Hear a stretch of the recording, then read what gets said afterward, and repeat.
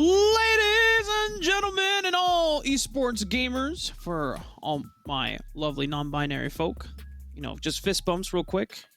We love all of our homies here. We got the vibe music as well, but we've got some intense action happening as well today, because we got the British Columbia Championships, the best of the best, coming all together for one last best of five. And I'm joined once again by my trusty dynamic duo, Smacks. Although we did have a couple of unfortunate games earlier, now we're ready to see some spicy games here on the Rift. No, we won one of those games, I'm pretty sure, right? It was we did? The Jarvan I disconnected one. at the last second. Yeah, we won. So, we won. Okay. Because your phone died. But yeah, it's been a good day. And yeah, we're here rounding out the finals for British Columbia. They've been playing over the past week and a half or so. We had the first round, which had all 8 teams. One of the teams that made it to the finals, the SES Falcons, had to take down their B team in the first round, which is a little bit tragic. But you know what? It's okay. They made it all the way to the finals regardless. The same thing happened to the Hawks as well, which is a little bit unfortunate. Both teams had to take out their... They're eating each other alive, Smacks! Yeah. They're tearing each other apart! It's okay. We finally come together here. And now, not only I have my boy Smacks do some infiltration and research on both of these teams, just to give us a little bit of a sneak preview of what kind of champions we might be expecting, or mainly some of our star players or some key players to look out for between the Falcons and Sequam. So on the SES Falcons, I saw that their top laner, Darkmo, is not only is he the highest rated player in this lobby at, I believe, Diamond 1 right now. Whether or not that was the rank at the end of the season or just right now in preseason, I'm not entirely certain, but Diamond 1 is the rank right now. And this guy plays carry top laners. I'm talking like Aatrox, Fiora, Jax. These kind of champions that can just take over a game in teamfights and side lanes alike. So that's going to be the major player for me to watch out for in the top lane here for Falcons. And then for Sequam, it seems like it's the opposite. It seems like their bot lane looks to be the most powerful, and maybe that's why we're seeing this Vayne banned away. Smacks, I have not had the best experiences of playing with a Vayne on my team or against them, because usually the Vayne on my team is the one that throws a fit, but then the one against me is the one that pops off and gets a ton of kills. And so, you know what, Sequam might be in the same spot where the Falcons Vayne, or Falcons might be in the spot where Sequam have that Vayne player that is the one that just 1v9s the game. Gotta get rid of those hyper carries, man, because otherwise the marksman landscape, I don't want to say it feels as strong, but we have a colleague in Aug Battery who talks a lot about his roles. Like, man, it's either Ash or Misfortune duty these days. I'm just utility at this point. Yeah. As coming from somebody who has definitely had games where I have, been complaining and whining playing Vayne, and also had games where I've popped off on Vayne, I think that's just sort of the nature of the champion and the role as well. Sometimes you get a lot of resources and you feel like you're just a god amongst men, popping off, dealing all this damage with your auto attacks. Other games, you get a guy like me on your team who's going to play support and then go anywhere except for your own lane, and it ends up being a little bit sad. So the Vayne, it takes away some of that agency. Maybe it gives Sequam some more range out of that role, because Vayne typically is the lowest range champion that is meta in that position. You are probably going to need range to make sure that you can deal with a champion like Braum. The Braum is so good at almost every single stage of the game as well. I mean, the classic Braum level 1 invade, you pair that with a lot of able auto attackers. You can stack up those concussive blows and either burn someone's summoner spells or get a cheesy kill early on. But with the lot of the bans that have already come out, Sequam not only have limited that support pool, but they're also trying to take away one of the primary jungle carries that you can still run in that Graves. There's still some other champions that could be left on the board, but Sequam, they've already locked in their bot lane of choice. It's going to be Jinx and Leona. It's Jinx is another hyper carry that it takes a little bit of time to get online, but if you play around it, Max, I mean, we've seen, especially during the spring season when Jinx was really running rampant, this is a champion that, you know, you play around it, and it will pop off. It will just rip through teams. Sequam are showing their hand a little early with this Leona pairing with the Jinx, I will say, because it does show us that they are certainly more keen on going for the aggressive style of a Jinx composition rather than a passive one. And this is something that you and I have played a lot around with the Jinx because she was so meta earlier in the year for League of Legends. She likes having a lot of kill pressure on her team because you get the pop-offs and you get to make sure you have multiple carries so this immobile backliner doesn't get jumped on as easily. So this Kayn being locked in, this Leona being locked in makes a lot of sense in that way. It is showing, though, that you're not really super focused on making sure that this Jinx stays alive in this composition because you are going to need some more dive buddies. And thus, champions like Ashe and Mordekaiser actually work really, really well because you can isolate one of those targets in the Death Realm or in the Enchanted Crystal Arrow and take them out one by one so you can get to that Jinx and chip her away. And looking at the last couple of bans here, Sequam taking another jungle carry in the Kha'Zix, and then now a mid laner in this Zed. Now, I wouldn't be surprised if they were if they're continuously throwing jungle bans. Zed jungle has, you know, kind of done work depending on the pilot of the champion in some of the games that we've seen, especially with all the buffs to try and make assassins meta. It was mostly the Talon and the Kiana that really rose to prominence, but during this offseason, Smacks, we know a lot of high-elo friends within the amateur scene that have resorted to the Zed jungle. So yeah. I wouldn't be surprised if they're still just trying to thin down the jungle champion pool now that the Kayn has been locked in. They're trying to eliminate the amount of carries that could be picked up here. But Sequam now have to decide, do they want to show their mid laner or do they want to show their top laner? Definitely a flex option with this set. You can expect that to go either mid or top. I think the only reason that you would expect it more in the top lane is because there's still no mage on the side of Sequam, and typically those are more common in mid. So that's mostly where my expectations lie here. But again, very melee composition for Sequam, very forward focused, wanting to get into this backline and make sure you can blow people up. Now adding more crowd control on top of it all, you have two champions just to make sure if one of them does get sucked into the Death Realm, you can deal with these melees that Falcons are starting to pick with this Braum from before, and now a Viego in the jungle.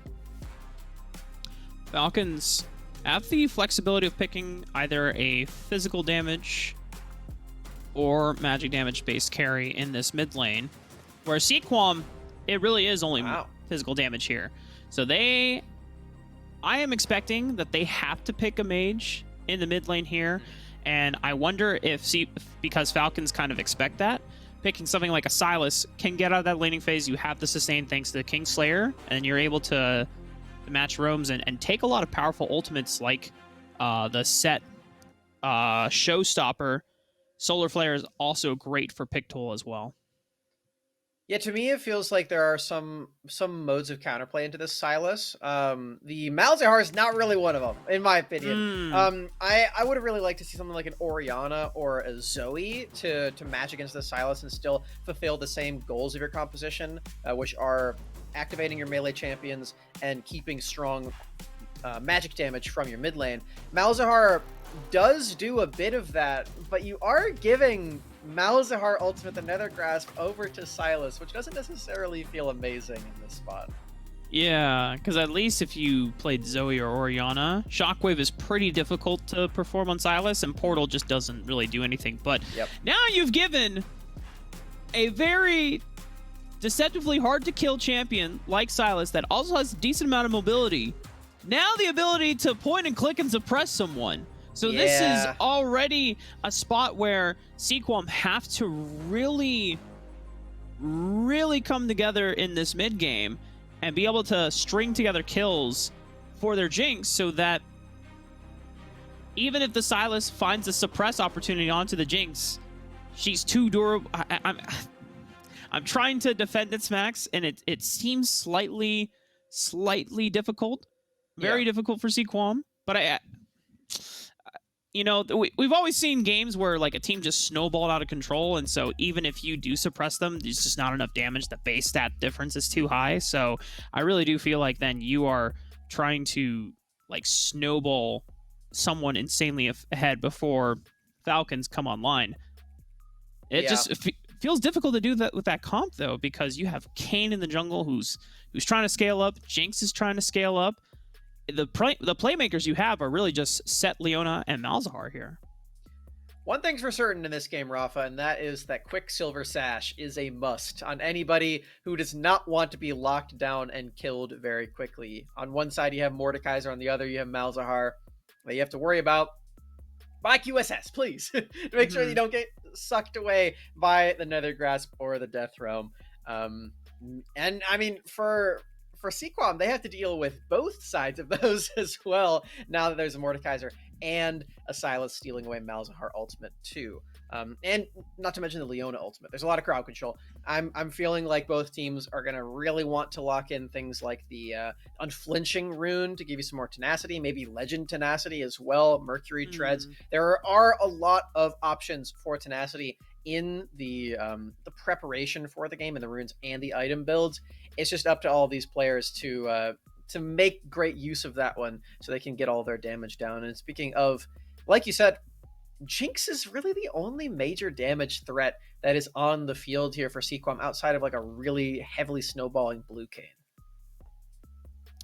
Blue Cane would be pretty spicy to see, because then you can at least pop a majority of these champions. None of them outside of Braum is going to be that durable against something like a Shadow Cane that picks up, I guess, Yumu's Ghostblade early on, and then if it does reach that blue form pretty early, you will have a lot of burst damage and the ability to kind of weave in and out of fights.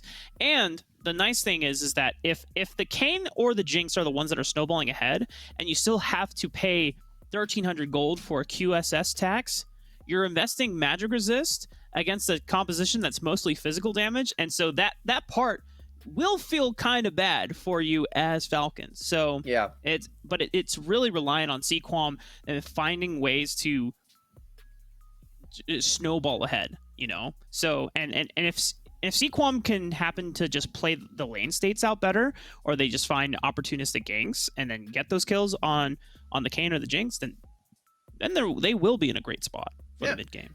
Kane is a really solid champion in this game, funny enough. I was mentioning the Blue Cane could be the option.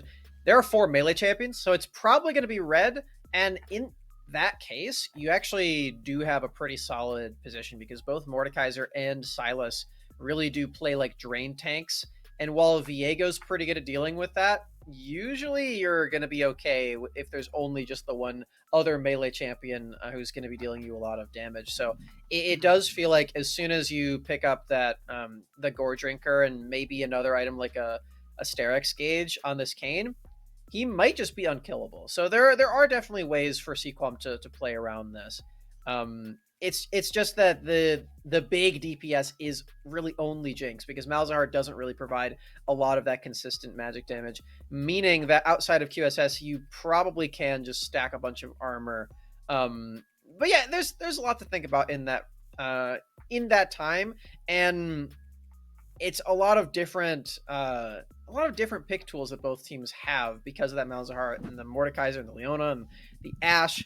It's just picks galore. It feels like that you can get these team fights started off on the right foot, or even just like the skirmishes. Yeah, single target crowd control is kind of galore, both of these team compositions, and thankfully for Kane, Viego is not a champion that is going to be threatening to gank early on into the game. So Kane is not on like this pressure clock or not necessarily a clock, but he's not in a position where he feels like, oh god, Viego is going to be hovering my lanes a lot. He's going to look to pressure them. Viego wants to farm just as badly as Kane, because Viego also scales with items, wants to get a few. Last time that we saw Viego within competitive play, it was mostly things like a Divine Sunder and then kind of bruiser tank items like a Wit's End into a Sterix or a Dead Man's Plate. Whereas now, I think And maybe things have changed. I know that there's like a lot more builds incentivizing crit on Viego as long as you have like a shield bow, because he does scale with a lot of damage. But at the same token, if you are able to secure a really powerful carry like a Jinx as Viego, then you don't need to build damage. You just take the carry, and as long as you're surviving long enough.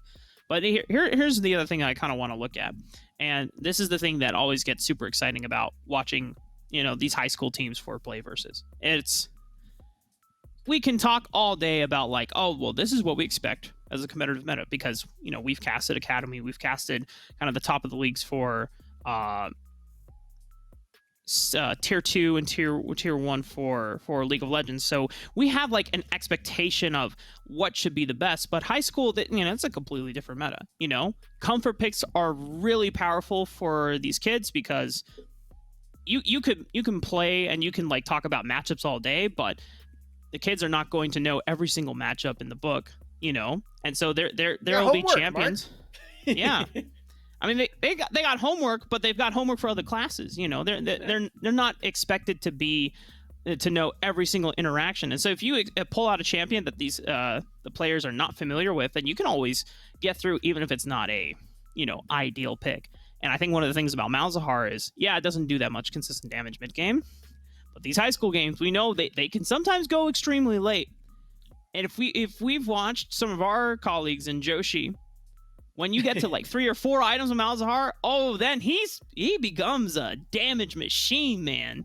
But late game, 40-minute clock, everyone starts doing damage, and that's when the party really starts kicking in. Yeah, starts to be like an AP version of Sivir at that point, with all the damage bouncing around. If you're getting kills, of course, with the Malefic Visions. I hope that we get a spot like that. I feel like it's sometimes really difficult to have teams grouped up when there's a Mordekaiser on the field, but all it takes is one QSS, and then you don't have to worry about that anymore. Not to mention Malzahar, really difficult to actually lock into the Death Realm because of his passive with the Banshee's Veil-esque damage reduction and CC immunity. So that's something to think about as well. Yeah. Is that what it's called? Void Shield? No, I probably made it up. I'm looking it up. We gotta get through this. Malzahar. Figure this crucial information that we must get to. We are getting through the spectator delay at the moment, ladies and gentlemen, just to kind of give you an update. We have not received any report of whether we have a spectator delay or not. Oh, never mind. As I look over on my screen, and we're getting intel that there was a... Oh, okay. New info coming in. What is that breaking news like report theme song? Don don don don boom boom boom boom. We just got through the delay. The spectators are rolling on in, so we're just kind of vibing until we get into the game. You were shockingly close on the Malzahar passive, by the way. I need you to know. So, oh, really? You said Void Shield. It is Void Shift.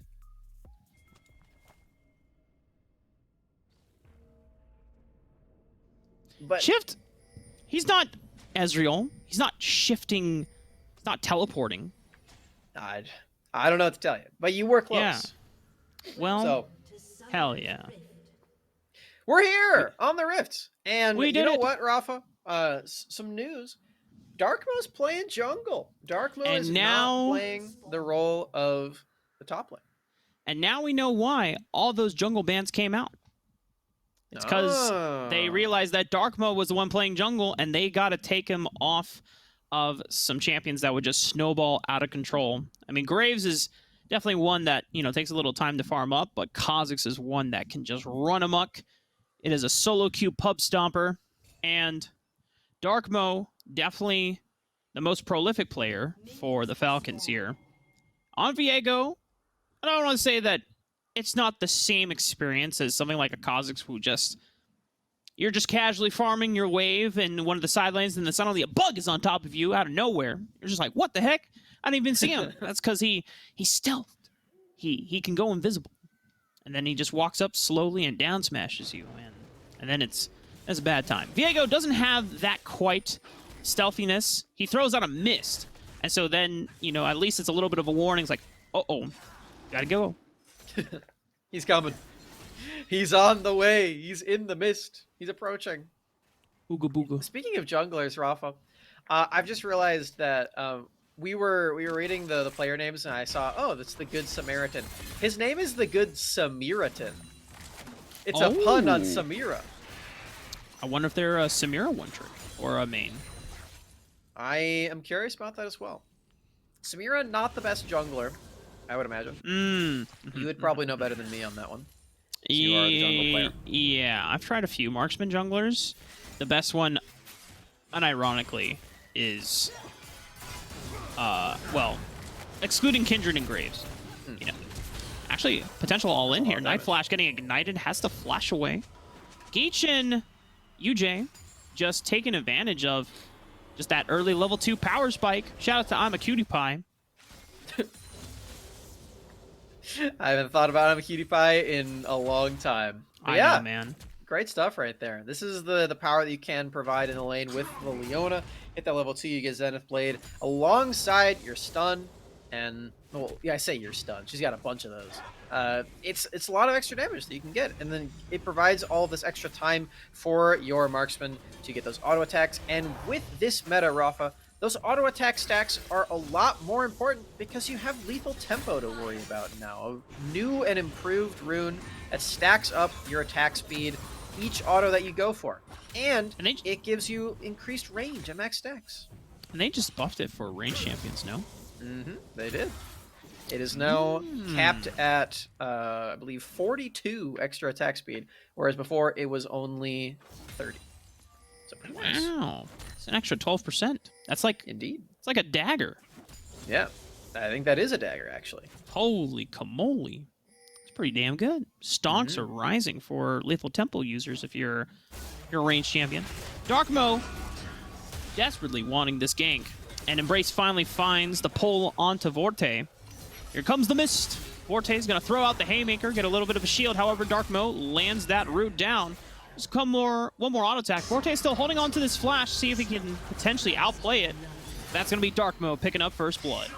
It's a bit close. Closer than I would have imagined, honestly, as Darkmo was taken rather low, down to about 200 HP before Vorte. There's really no way to get out of that one. Saves the flash as well. Very smart move. Teleporting onto the top lane once more just to arrive and get the wave frozen again. You can watch this replay. Darkmo in a really just solid spot. And as this guy who we expected to be a top lane main was a top lane main on his profile as well, though we saw, he knows how to gank this lane, Rafa. He knows how to effectively snowball a top lane.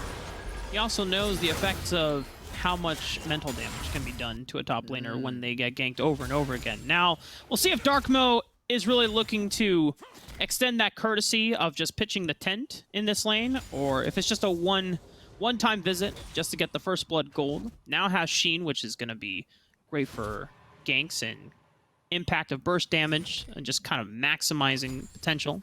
But Darkmo still wants to farm, doesn't want to fall too far behind. Saw off-screen during the replay that Good Samaritan actually was looking for a gank of their own in that bottom lane. However, Shoye and Night Flash were not biting. Night Flash playing very defensive after the flash being burned, so Good Samaritan just goes back to farming. And we're back to good old handshake phase. We've got a pretty aggressive bot lane trade happening here for Choye and Night Flash. They're pushing pretty far up, and it does allow Darkmo to start up on this Drake. We'll see if they want to actually help out with this one or just keep the push going. Either way, it is helping, whether it's indirectly or directly. Darkmo going to be able to take all of this damage. With the Sheen that you mentioned before, you get a lot of that bonus DPS with Viego, and it helps you go into the Divine Sunder, presumably, as well. I don't think Viego would build Trinity Force. Be sick. Oh, wait, the crit build. He's going Essence Reaver. No, probably not. Unfortunately, he already has a Ruby Crystal, so I would imagine he is going to go in either one of those Trinity Force or, well, Divine Sunder, I should say. Embrace taking a lot of damage. Vorte popped that Showmaker. Just showing him what's up. Trying to force him off this wave and get that shove in so he can get a recall. Meanwhile, bottom lane.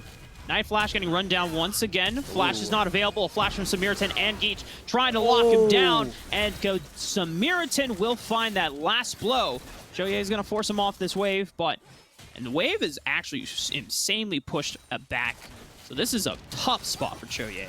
Yeah, that was a really well-timed gank as well. You can see it right down there on your screen. The Flash not quite available. We are getting a bit of that spectator bug where it's showing what the cooldown was before he spawned. You can see it's going very, very quickly.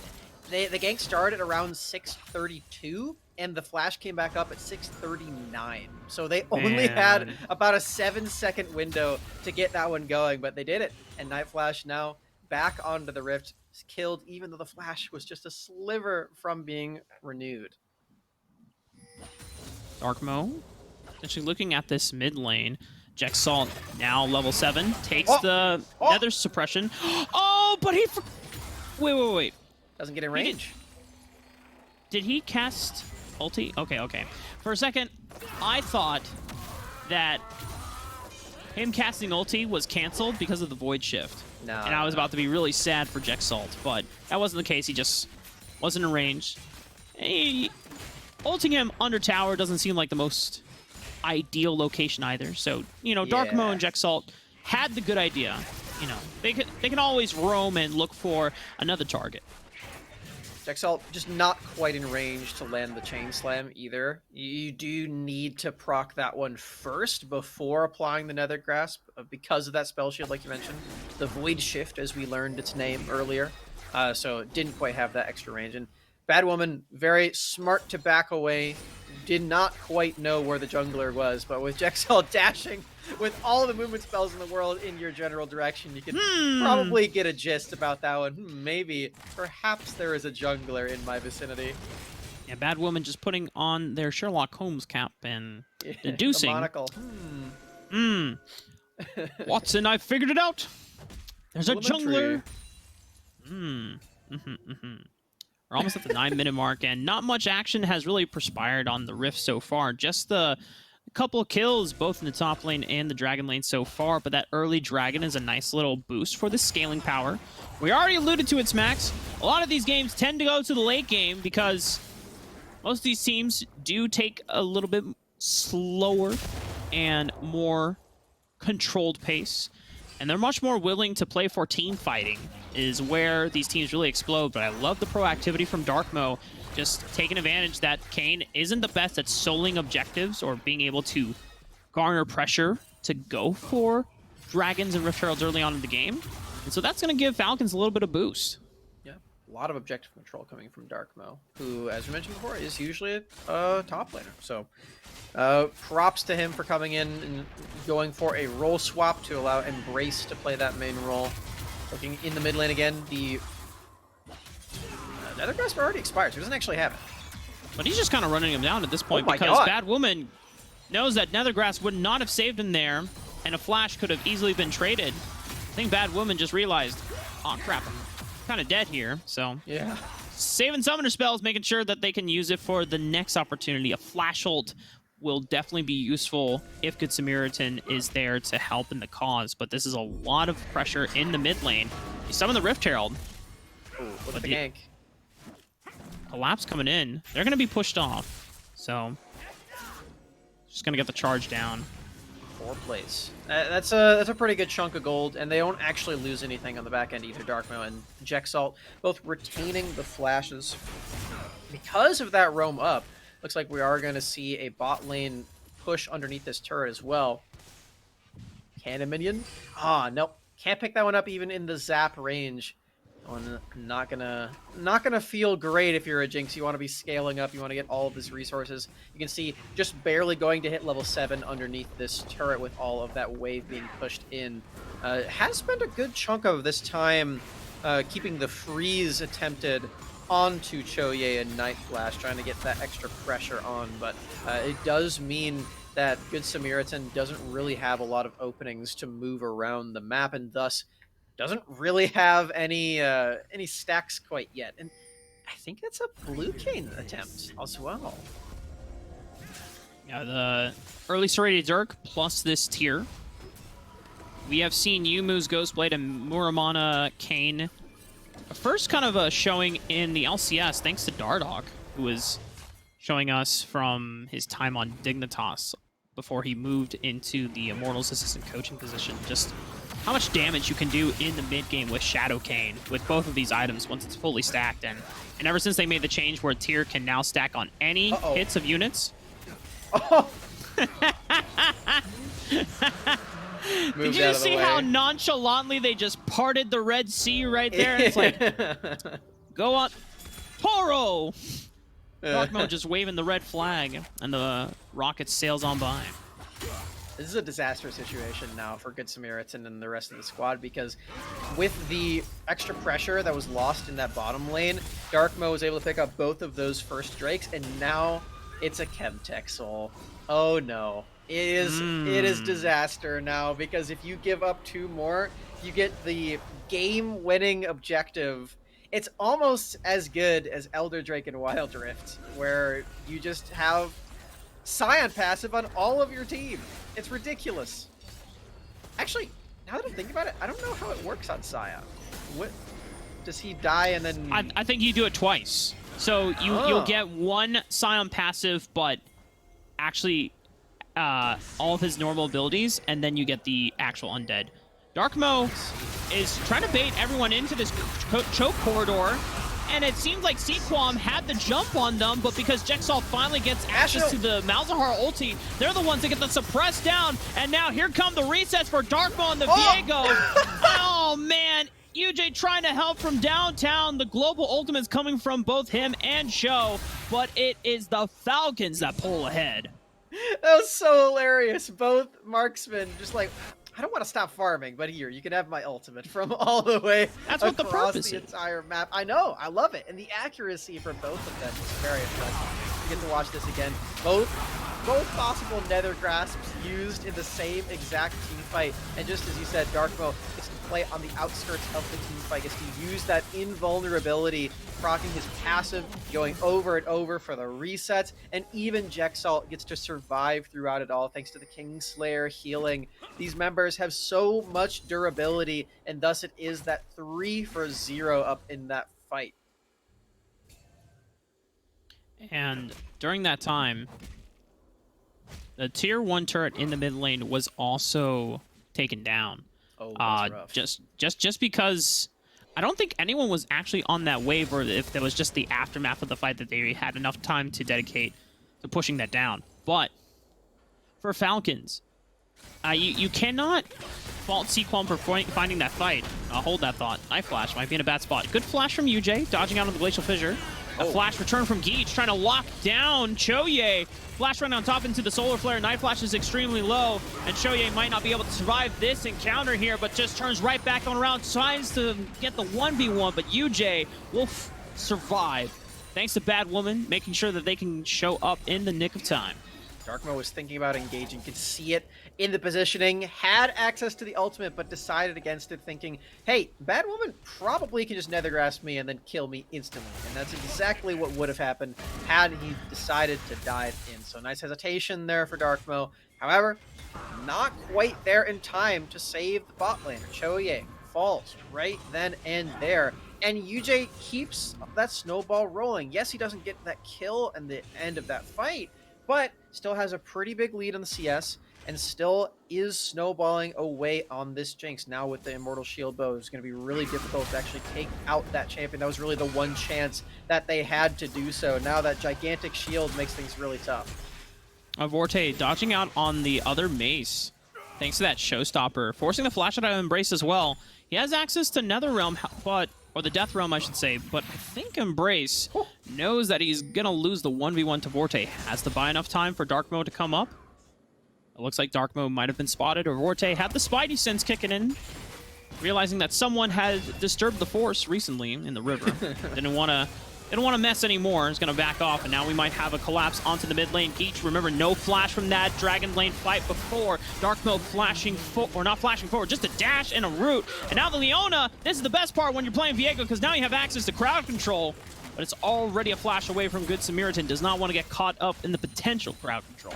Forcing that kill onto Geach gives you a lot of time to drop some wards around the bottom side of the map. You have to remember that this is that Chemtech Soul, this game-winning objective. Not going to use that time to do so quite yet. That probably means that Night Flash has that mythic complete. There it is. That is a locket of the Iron Solari. Not too shabby there, but you're giving up a lot of positioning over this objective. Now Badwoman is able to teleport in, get the bot wave pushed in, and you see all of this vision control set up. The Scuttle Crab and the Pink Ward. Drake just spawned just now, and everybody is straggling in on the side of the Falcons. You get some vision down, so they haven't started it quite yet, and if everyone books it, only Embrace would not be able to show up to the party. He doesn't have teleport available. It's a 5-on-4 in favor of Sequel. Massive knock-up onto the members of Falcons, but a showstopper from Jexalt might be able to trade one back, but Darkmo has already fallen, and that's a majority of the damage that is already gone. Remember, the rest of the team really based on utility that is meant to set up for the Viego, but if he's gone, then that is just easy cleanup for Sequam. Sequam committed way more members to the fight in Night Flash. Ooh, sliver of HP won't go down to the Jinx ultimate. Embrace stayed in the top lane the whole time, Rafa. Stayed right there, no teleport, no movement around to get to this fight. Darkmo tries to face check alongside Night Flash, and that is just not the play when you're against all this crowd control. That Blade's Reach, or Blade's End from Good Samaritan, single-handedly won the fight. Kept Darkmo locked down and loaded, and then the Nether Suppression on top of it, or the Nether Grass, I should say. Oh. If you're Falcons, you know, so 4-on-5 fight, I know they were super strong going into it, but I think that was just a little bit of a reality check. It's like, all right, we can't disrespect them that much. The 4v5, can't be taking those. Huge Drake denial comes through. Won't have to worry about that soul quite yet. It's still looming in the back of their minds. But now, honestly, for Falcons, they have to start considering this, because each one of those Drakes does give you a little mini last stand rune, which is pretty nice to have, especially for these members like Kane and like Set, who do like to play on the riskier side, on the lower side. You can make pretty good use of that one. So one can say a Blade's Edge.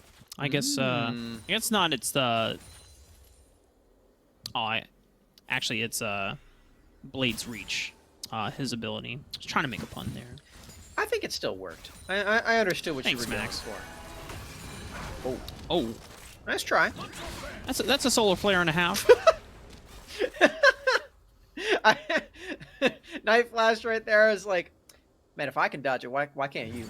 I saw it coming. Move to the side. That's a powerful ultimate that is now gone for the next minute.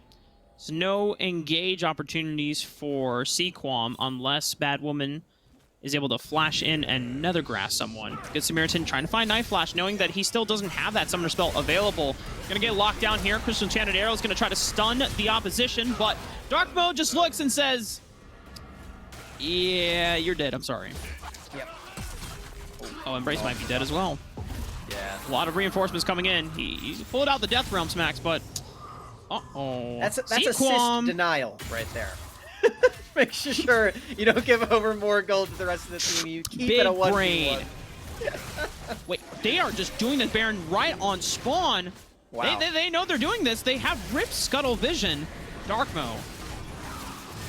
Can you save this? Is he even going to try? Clearing out Vision instead and just moves directly into mid lane? No. No attempt will come through for Darkmo. Definitely a champion that can access over this wall on the Viego, but more interested in using this Rift Herald that they popped in mid to at least try to get something proactively, at least trying to get these structures that Baron would otherwise provide. They're saying, hey, we can probably stall out this objective. Let's just bide our time. Let's just take out this mid lane to keep them on their toes. Oh, Teleport proactively coming in. I don't know if it's Vorte or if it's Badwoman. It's Badwoman.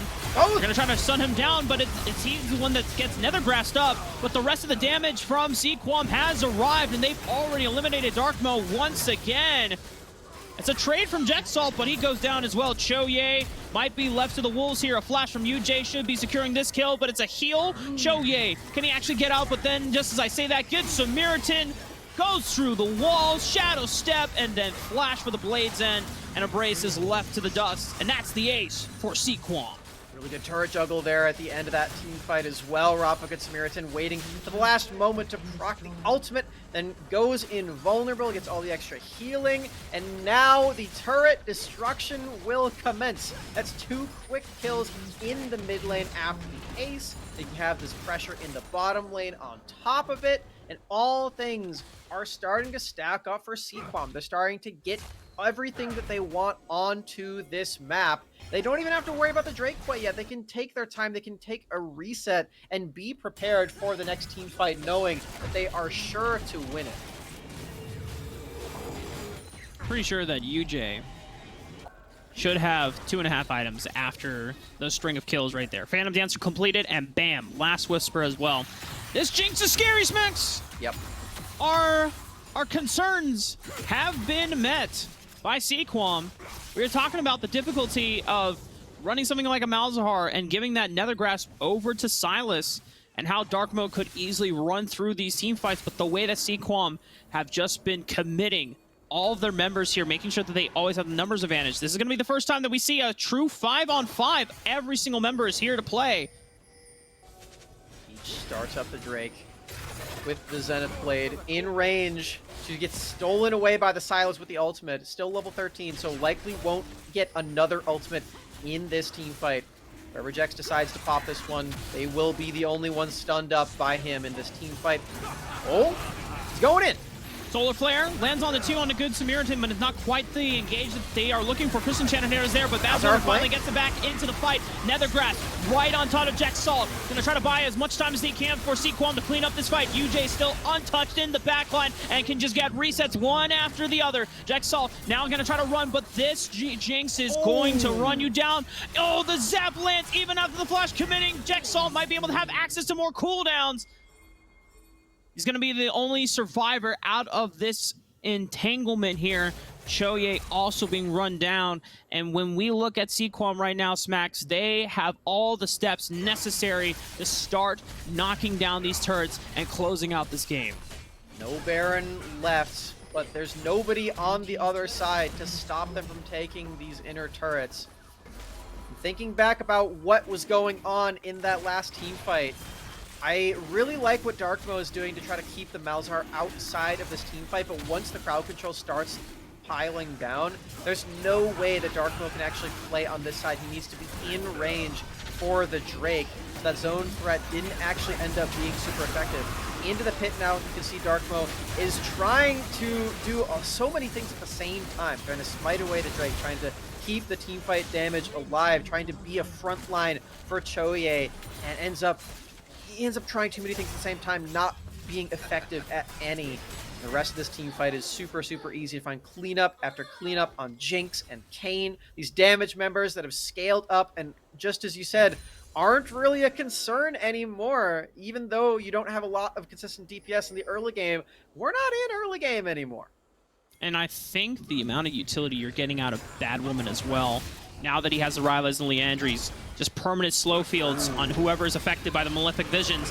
A pick opportunity on the Darkmo. He cleanses out of it, but that means nothing can cleanse that Nether Grass. And UJ is off to the races once again with these resets here. UJ's critically low. He's actually been assassinated by Jexalt. Can he be the one that turns this one around? But Forte is coming in, the last member to the party, and he'll be the showstopper to end it all. Another ace for Sequam. Jexalt was getting fancy with it in the team fight, but he was the only one. Darkmo bound up by the Nether Grasp after cleansing Geech's stun from earlier. That is expert team communication within a team fight, Rafa. You could tell that these high school kids are like, he has no QSS, get him, get him, get him. That's exactly what they do. Very, very nice. The way that Sequam are playing these fights is, you can just tell the coordination is so just executed really well. They understand which targets to prioritize, and as soon as they're able to bait out those item cooldowns. They can immediately switch their targets like that on a dime. And there's unfortunately just not enough threat from anyone else outside of Darkmo and Jexalt that once those two members go down, the rest of the Falcons cannot hold a candle to the rest of Sequam. Whereas it feels like right now, UJ is strong, Good Samaritan is strong, Forte is strong, even Bad Woman is strong. So you have 4 players that can easily clean up a team fight or do a majority of the work in the early game. And now we're at an 8,000 gold lead for Sequam. They're burning down this Baron. Falcons really need a miracle. Gotta try something. Teleport flank on the top side for Embrace. Ultimate to the jungler to make sure. No, you can't. Nice knock up there. Good Samaritan already securing the Baron here, but Forte has eliminated Darkmo once again. And we already talked about it before. Once the Viego and once the Silas are gone, there's no one else that can stand up to the powerhouse. That is Sequam. One more ace. Could be the last one of the game as they take this Baroned up minion wave and look to march down mid lane. Starting this series off right, Sequam. They are going to close this one out. Start things off with a win in this best of 5 series. And it's with a composition that, like you said at the beginning, Rafa, it's a little quirky. It's not something that is super meta. Works so well. Picks come out strong, and it's a well-deserved first pick. Sequam answering a lot of kind of the questions that we had going into that first game, and if they are able to play like that off of, you know, what you call it a quirky composition, then what else do they have in store? Now, to be fair, we have seen high school series like this. They've started out, first couple games might go a team's way, or even just the first game, and then the next game, the other team is back in it. Adaptation is always crucial in a long series like a best of 5, and there's always time for things that they want to limit test and try out in game 1 that may not be their bread and butter, their go-to, and they just wanted to try something out. Next game, we might see something that is a little bit more practiced, something that requires a lower level of execution to make it work, something more simple that is really along the lines of Falcon's comfort level. But obviously, both of the teams need to find that out for themselves in the next draft phase. When we come back, it is going to be Game 2 on the horizon for PlayVS Finals.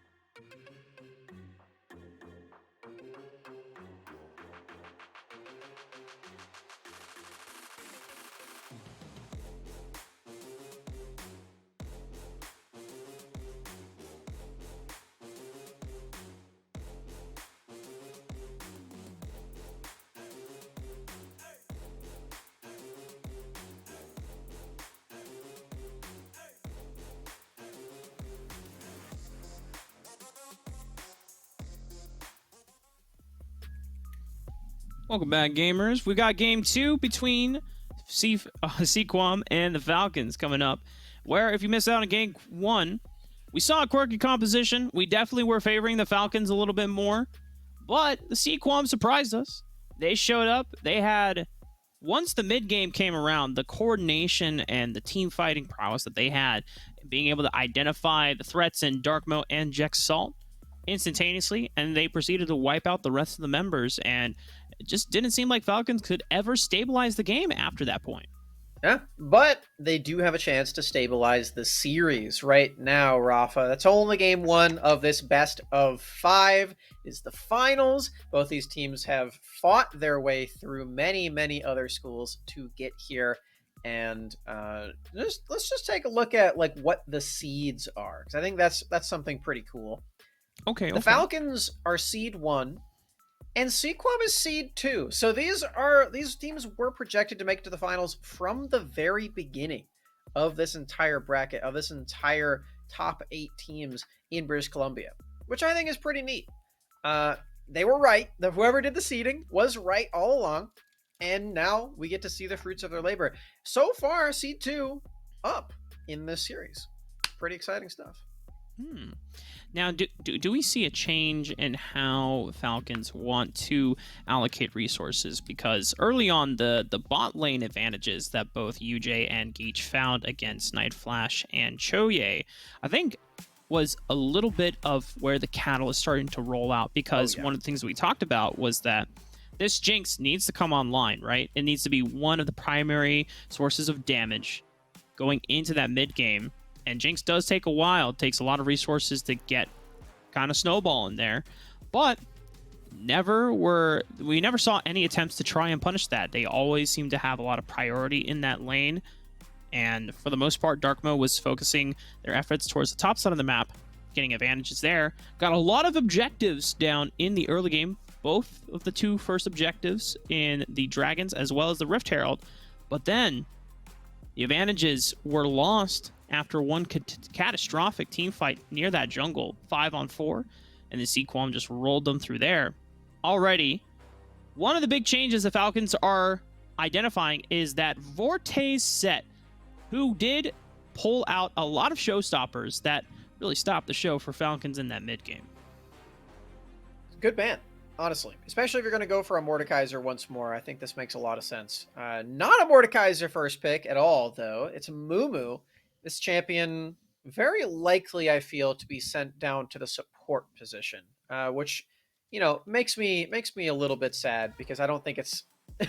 I think it's better in jungle personally as a support player. I don't have too much respect for what this champion can do in the support role, but it's all about the players. It's all about what they can do. It's all about whether or not they can make this champion work, and maybe Night Flash is just the best Amumu on the server.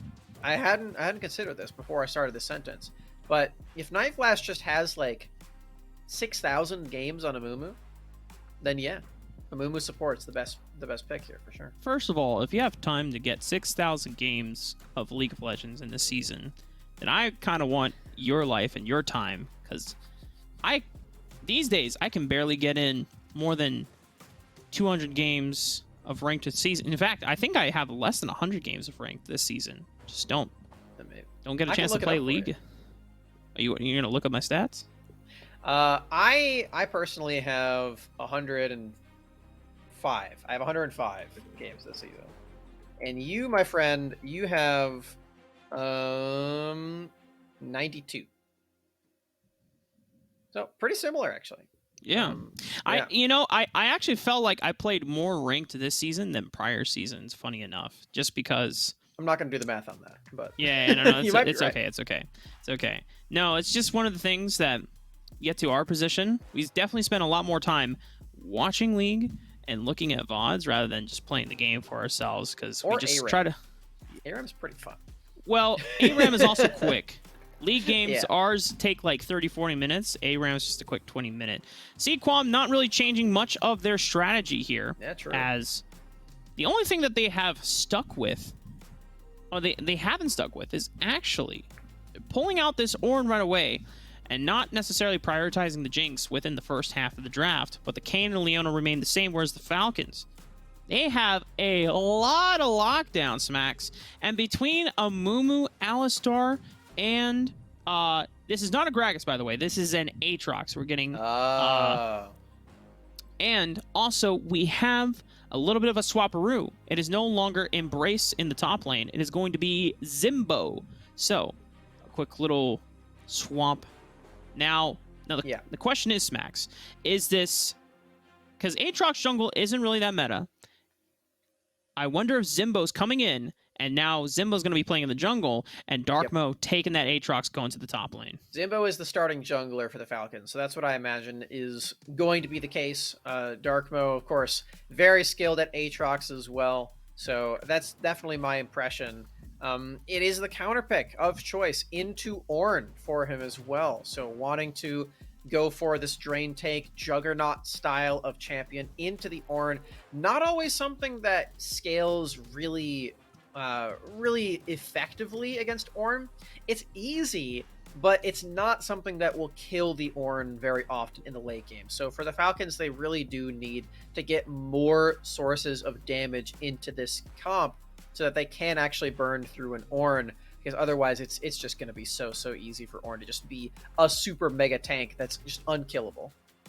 I do like mega tanks. And now the Jhin is something I would not expect in this situation, because you do have, if you have this Amumu and Alistar, you have pretty tanky, durable threats. Jhin doesn't necessarily enjoy going into that, to those types of front lines that often, but the amount of utility that you do get with Jhin, between the slows and the curtain calls and the deadly flourish, if that is setting up for something like this Kayn to succeed, or our last pick, which is still going to be a mid laner for Sequam, then that might be the pick. Falcons still need a marksman at this spot. We're expecting from here that Echo is going in the mid lane. Blind Echo in the mid lane can sometimes be a little tricky. And Ezreal, Rafa, that's... You're not killing Ornn this game, guys. I'm sorry. There's no way to kill this Ornn. You're going to really need to pour so many resources into Dark Mode to make sure this Ornn never gets to be a tank monster from this position, because there's just no way that you're killing this champion in the late game. If it goes to the same distance as it did before and Sequam show us really solid team fights, I'm feeling like this comp works really well. And like you were mentioning before, you had the solid prediction that, hey, they're probably going for a carry in the mid lane to pair well with Jinx. That's exactly what Victor is. Yeah, because Jhin can now facilitate a monster like Victor, who will be pumping out tons of AoE damage. I mean, when we talk about, like, mages that can hyper carry, you know, it's you know, there's kind of a loose term with how we define hyper carries in terms of DPS, but Victor not only has insane burst damage, but also once we get to the late game, his cooldowns are relatively short. So you can spam death lasers and you can get those siphon strikes as well, where it's just you're pumping out AoE damage left, right, and center. And the Falcons, I can understand if they just want to be incentivized to build a stack a lot of armor to make sure that Jhin never touches them. But, I mean, the Jhin is just facilitating the Victor at this point. And you know what's really cool about this game, Rafa? It's Victor versus Echo from Arcane. It's a lore matchup. Oh my. Wait, but we never saw Victor versus Echo in the show. Not in Season 1. Spoiler, I guess. They're very different. In very different worlds. It's been a month. If you're a true League of Legends fan, you would have seen Arcane by now. So you know what? Probably. I don't care about spoilers. It's just like I don't think Echo and Victor are even ever on the same screen together. They're not. So, I don't even know if they acknowledge Wait for each other's Season 2. existence. Could be a Season 2 angle, but we won't find out, unfortunately, for another 2 years. Thankfully, one of our favorite shows is coming back next year. So let's hype. But it's okay.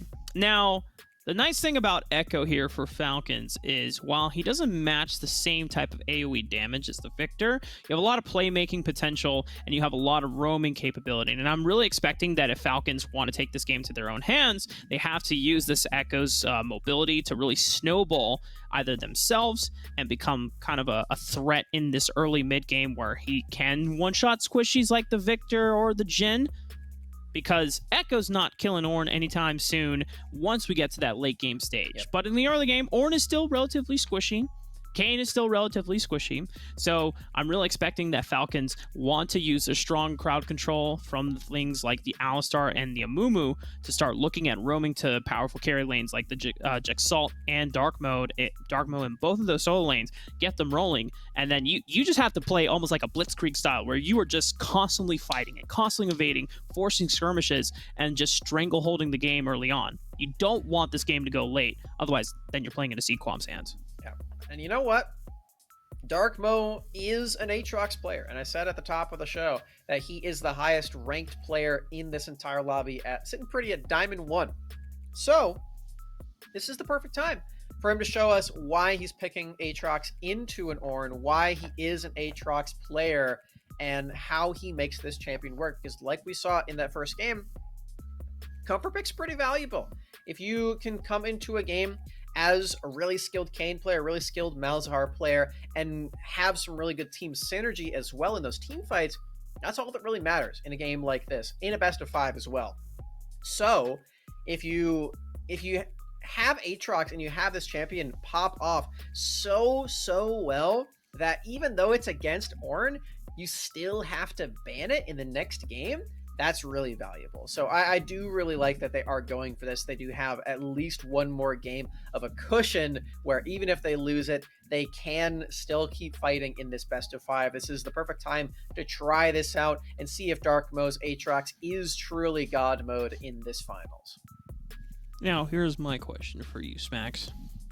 If we suspect that Dark Mo can live up to this Aatrox performance that we're kind of hyping it up to be, and just based on the numbers that we got on the solo queue stats, how many kills? We over and under 10 kills, Aatrox. Over 10 kills. Over 10 kills. We're going late game. Yeah. Oh, if he pops off, then I'm expecting more than 10 kills of that. All right. I believe I will also go over. All right. Now our second over-under question. We're going to look at...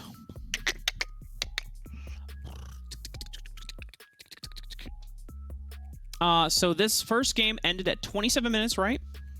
Over-under 35. Probably under 35, I feel like. That last game was actually a little shorter than we're used to for these ones, so... It feels like these teams are at a pretty good understanding of like how to close out a game, which is really nice. And I feel like because of that, it'll probably happen.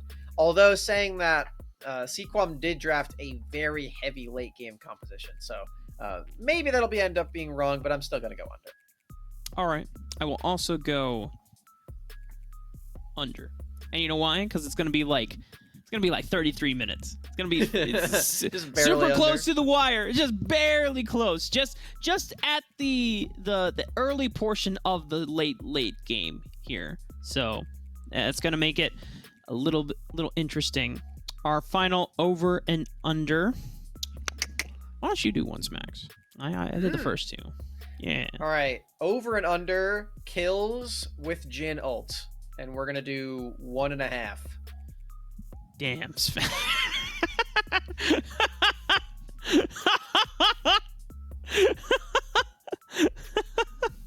What's your pick? Kills with ultimate. We'll go under. I think it's gonna be really hard for Jhin to kill people unless you're just able to. I feel like most of the kills that come from Jhin, it's going to happen before the ulti comes out. And by the time the ulti is there, it's just used for utility, and anyone else is going to, like, last it. Game 2 has begun. And just like we not predicted, but as Smacks has informed us, Zimbo is the real starting jungler here. And so Dark Mode just kind of had to fill in that position. maybe, obviously, we don't have information from the teams, but I could imagine if Zimbo wasn't quite ready yet to play, and so they had to play the first game with Embrace as the top laner, and Dark Mode said, okay, I'll just take the jungle, it's all good. 5-man evade, though, from Sequam. Night Flash barely missing out. Does that ward? Oh, no, I don't know if that ward is in the bush. Is it barely out of the bush? I think we saw it on prod yet. Not in the bush.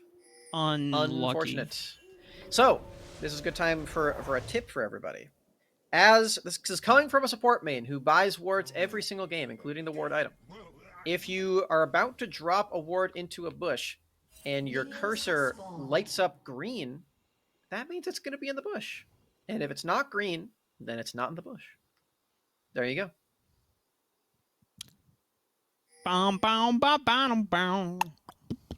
Professor Smacks here in the house. I know I just did a little bit of a Bill Nye theme song. Yeah, that was Bill Nye. I was thinking of where that was, but yeah. Bill. Apparently, Bill Nye is doing a masterclass now, which is kind of sick. It's just apparently teaching physics and another science subject, but just masterclass. So it's like, man. Didn't he have like a TV show for it too? Oh yeah, I mean yeah, that's what he was known for. I don't think he ever gained prominence as like being in a teaching position. Just was a TV celebrity. But then it's really good for substitute teachers to put on. True. In school. Oh yeah, when they're like, I don't feel like teaching today. Boom, Yep, we're gonna watch that or Bill. Mythbusters. Mythbusters was great. Zimbo mostly clearing a majority of his jungle. Blue buff into the wolves now is on this red buff. He's actually not playing quite towards the top side of the map. Thought that Zimbo might potentially want to full clear top side and then look for an early gank and set up Dark Mode for success, but he's playing towards this bottom side of the map. Curious to see if he's going to actually swing right around and look maybe potentially mid lane, where Bad Woman, while Victor can be kind of scary during the early laning phase, is a champion that without flash can be susceptible to games. Definitely true. With the bot side focus here for Zimbo, skipping out on the Krugs as well, forcing the leash from Darkmo, who is running this Ignite Aatrox up in this top lane. Not exactly what Darkmo was hoping for in this lane, I would presume, now at a pretty major deficit in terms of the gold. That's why Zimbo's coming right back up, skipping the Grump, skipping all those camps. Now at level 3 has Bandage Toss. We'll see if Vorte forces the hit. There it is. Nice. And Vorte should go down here a flash. Ooh. It's going to be first blood for Zimbo. And they have this Ignite for a good Samaritan. He knows that he's in a bad spot, and even if he were to flash away, he's not getting out alive. It's the double for Falcons jungler Zimbo. Not bad right there for Zimbo. It was an unorthodox clear to get over there, but he makes it work with the double kill. Now Bad Woman in a pretty rough spot in an auto attack war with Jexal in melee range. Not what you're looking for. Flashing out will be followed, and the Jexal makes it 3-0, but bot lane? Oh no! Yeah, UJ is able to find Night Flash once again. A nice deadly flourish. Geach can tank this, has Aftershock available. You just one more shot from UJ, but then the turret aggro is dodged out by Geach, so UJ has to step out alive. Oh, UJ just once again, one more shot there. There's the shot into the dancing grenade. And even Bad Woman is teleporting in just to make sure that if anything went wrong, they'd have always cleaned up, but Bad Woman, just out on the map a little early, has to take a long walk back to mid lane. Oh, and look at this. As Kane, this is the best possible situation. You're like, oh no, my mid laner left the lane. I guess I have to go and take this wave. Oh no, that's horrible.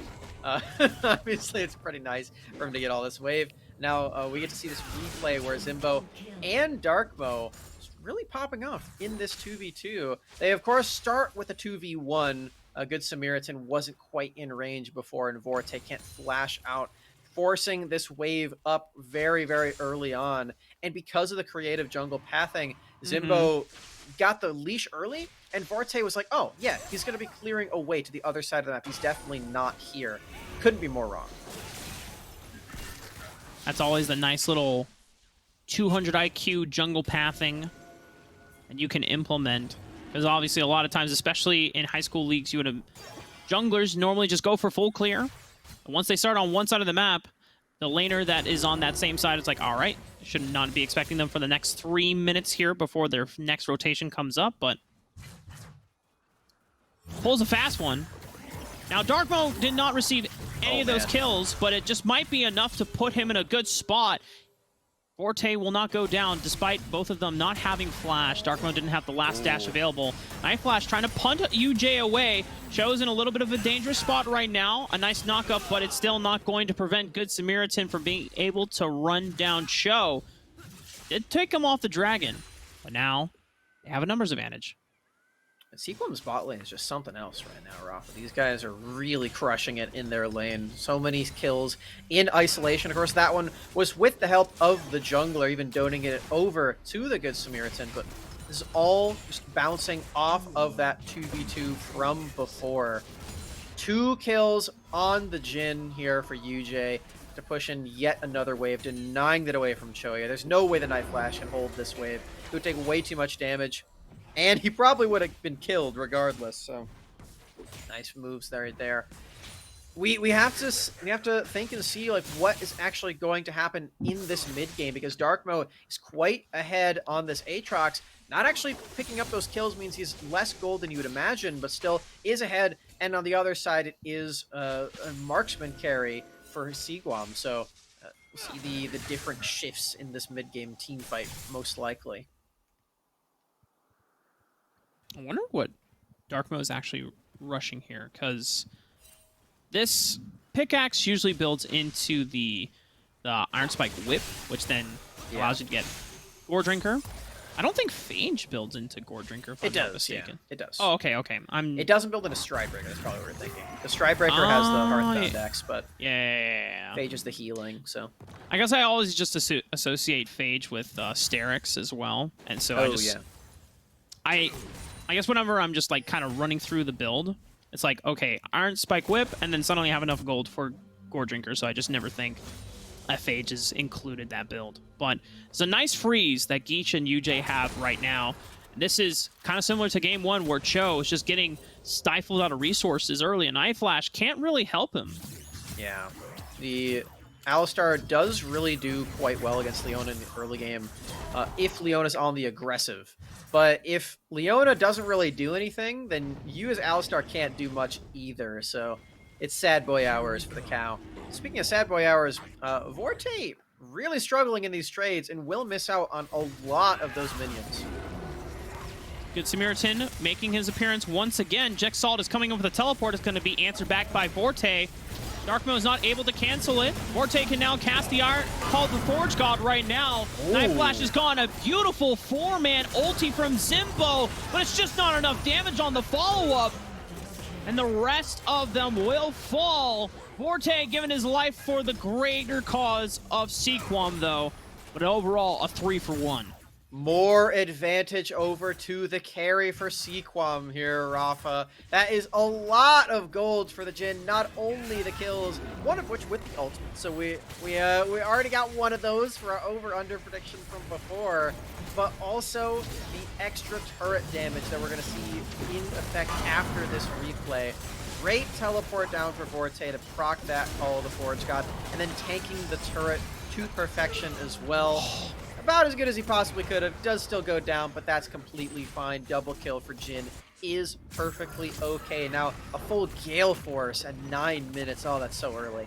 And one of the things that we didn't get to see off screen, Jexalt was channeling the teleport, but Bad Woman, he's got Chaos Storm, and it does disrupt channels, so he gets the chance to just walk up, proc that, and prevent Jexalt from being able to join the fight. And probably Falcons were expecting that this Echo was going to be coming in, which is why Zimbo was so confident on engaging with the Curse of the Sad Mummy.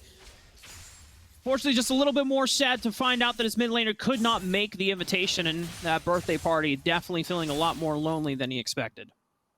Oh, that's so sad. The extra spin on that one makes it so worrisome. Samaritan now stunned up. Zimbo now looking for revenge. Was a little upset that they didn't make the birthday party, so now he wants to force the fight once again. Good Samaritan was looking to clear out that pink ward there, and Our producer's also giving us a nice little shout out here that the Mountain Dragon was secured by Sequam off of the back of that advantageous fight in the bottom lane. But this Rift Herald will be going over to Falcons. They have a numbers advantage, and Darkmo being able to play around both of their solo laners here, who are the strongest members for the side of Falcons. Definitely so. Jexalt nearly completing that mythic. This Darkmo already securing that one. With the red wave pushing so heavily, we're seeing Vorte struggle to farm yet again.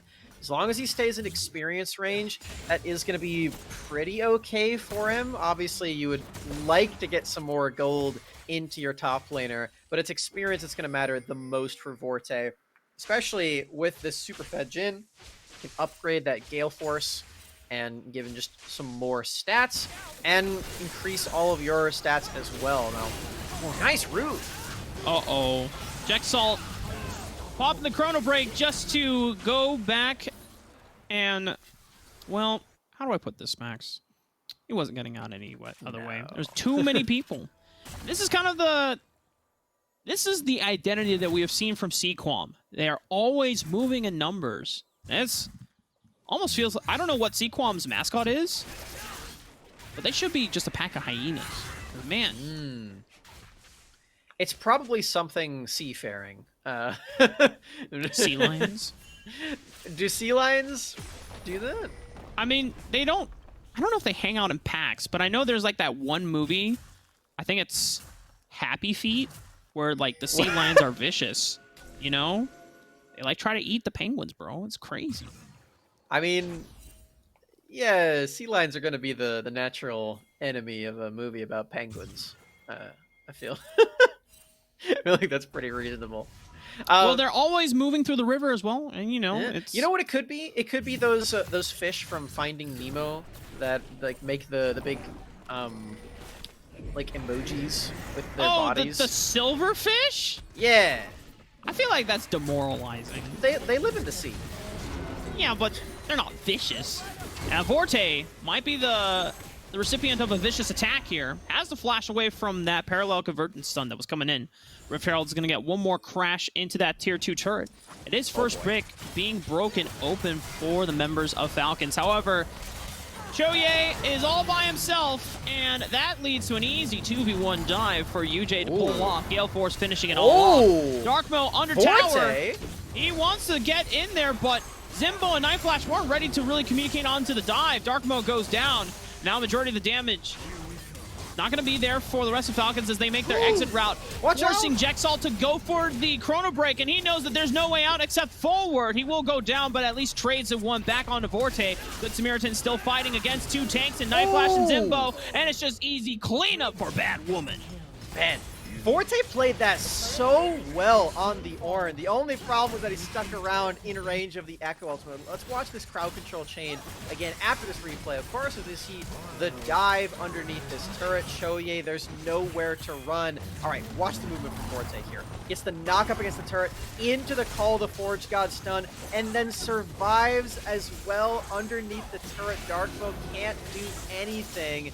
Jexalt lands the parallel convergence, but it's only onto Bad Woman, and then you're seeing the scaling damage from this Victor the entire time in this team fight. Is to arrive back into this one, is to help out Good Samaritan in the end of this team fight, and then this double kill as well. Beautiful stuff. All this gold going into the late game carries for Sequam. Now we'll see if they can translate it into a 5v5. Already has the Tactician's Crown available. Oh, it's not Tactician's Crown. It's a crown! By tactics. UJ now gets to open up the curtain call from a safe distance here for the rest of the team to fight in this pit. And already they've eliminated Jexalt and Zimbo one by one. Night Flash gonna be the next to fall along to Darkmo, and I believe this is going to be an ace for Sequam at 14 minutes. 5 for 0 as well, Rappa. Just after the plates fall, 2 dregs for Sequam. They are keeping the momentum from game 1, pushing it forward into this one. Legendary bot laner right now, Rafa. That's an 8-0 Jhin, making his way toward a second item and a second turret here in the mid lane. All these structures falling. Now they're in the chem fog once more. This is a little greedy, trying to take away the red buff, but as long as Geach is here, feels like it's probably going to be all right. Oh, no, don't... Oh, Oh, no. double lift! Is that you? Oh, No! 92 HP. Yeah. It's okay. You know what? Sequam, they're winning so hard, they can't have everything. You know, that something had to go back for a small W for Falcons. A 7,000 gold lead is what Sequam are boasting right now. And the rest of these scaling components have already started to come online. You already mentioned that Bad Woman with that. The first item, Power Spike on this Victor. It's an insane item. Allows him to avoid and negate a lot of incoming burst damage within the start of a fight. And now Zimbo might be in a bad spot. Thinks that he's locked down UJ, but good Samaritan just taking away Zimbo's get out of jail free card. Flashing away, but they're still going to be able to run you down. Darkmo, trying to do everything that he can, has to pop the World Ender just as a movement speed boost. You can never be too certain about who's in that chem fog, Rafa, as they're learning the hard way on the side of the Falcons. Now Darkmo in under fire. Good Samaritan on this red. Kane has so much healing, even more than the Aatrox dives. Perhaps past his limits here, but there's a curtain call. Can they find the execute damage? Darkmo dodging out the third one and has the tank there in Choye to survive. Deadly Flourish! So low. Oh. Good Samaritan also somewhat low, but then he gets to just heal like back up thanks to his abilities, thanks to being Rost. Shadow stepping through the wall, has the red buff as well to just kind of start slowly regenerating back to full HP. It is such an oppressive state for Falcons to deal with right now because their main damage dealers, the main solo carries that were supposed to be the ones that exploded in the mid game, they're having difficulty trying to find these kills, but they're going to force it. Curse of the Sad Mummy lands after a beautiful flash combo from Night Flash. Can they lock down UJ? Just needs a couple more auto attacks to do the trick, but UJ's kiting himself out, and Good Samaritan is doing all that he can, but the shutdown goes over to Jexalt, and now the rest of the composition have to be able to back away. Darkmo popping the World Ender, but they're looking for the re-engage now, thanks to the efforts of Geach, who can lock down Darkmo, and Bad Woman is here to rain down terror, to rain down chaos. Jexalt going back in, finds the shutdown on the UJ with that Chrono Break, but it might have been baiting in Choye. Just one more auto attack, a flash from Bad Woman picks him up. Super valuable shutdown onto UJ, but you have to feel like the mid laner that got the most out of that fight was Bad Woman. Triple kill for Victor. Not the only carry on this squad is UJ. Even if you take one out, two more will take their place. Now Zimbo trying desperately to tank up the damage that would otherwise go into the turret, and it works somehow. Bad Woman not taking out that turret, stays alive, but the lead is just gargantuan. Bad Woman is now working on... Oh, what is this item? Phoenix Codex and Aether Wisp? I believe that is the new Cosmic Drive that gives you Phase Rush. Oh, that's exciting. And he already has Phase Rush. Oh, no, that's First Strike, actually. That's First Strike. Going with all of the new Mage tech. All in one build. I've heard Demonic Embrace is pretty nasty on Victor. But that's true. It's pretty good. With the Cosmic Drive, you're going to get a little pep in your step. A little bit more movement speed to be able to dodge, zip, bob, and weave away from danger, especially when there's dangerous crowd control coming in from Zimbo and Night Flash. And considering that they were down 8,000 gold going into this fight, and they found a couple of really good shutdowns, both on a Good Samaritan as well as UJ, it's not the worst for Falcons, but man, they are still in a really difficult spot. The only mistake that Jexalt makes in this entire play is underestimating where the Echo Ultimate is going to land right there. The kiting was astounding. He's going to have to do it again. Finding another fight onto UJ. He has to flash away. True Shot Barrage barely missing out. Call of the Forge God is now going to not actually be necessary. They kind of wiped the fight. Oh, we're getting amped up and ready to really watch this fight unfold, but I feel like it ended before it even started. UJ is a kiting machine, Rafa. I cannot believe how many of these team fights he is surviving.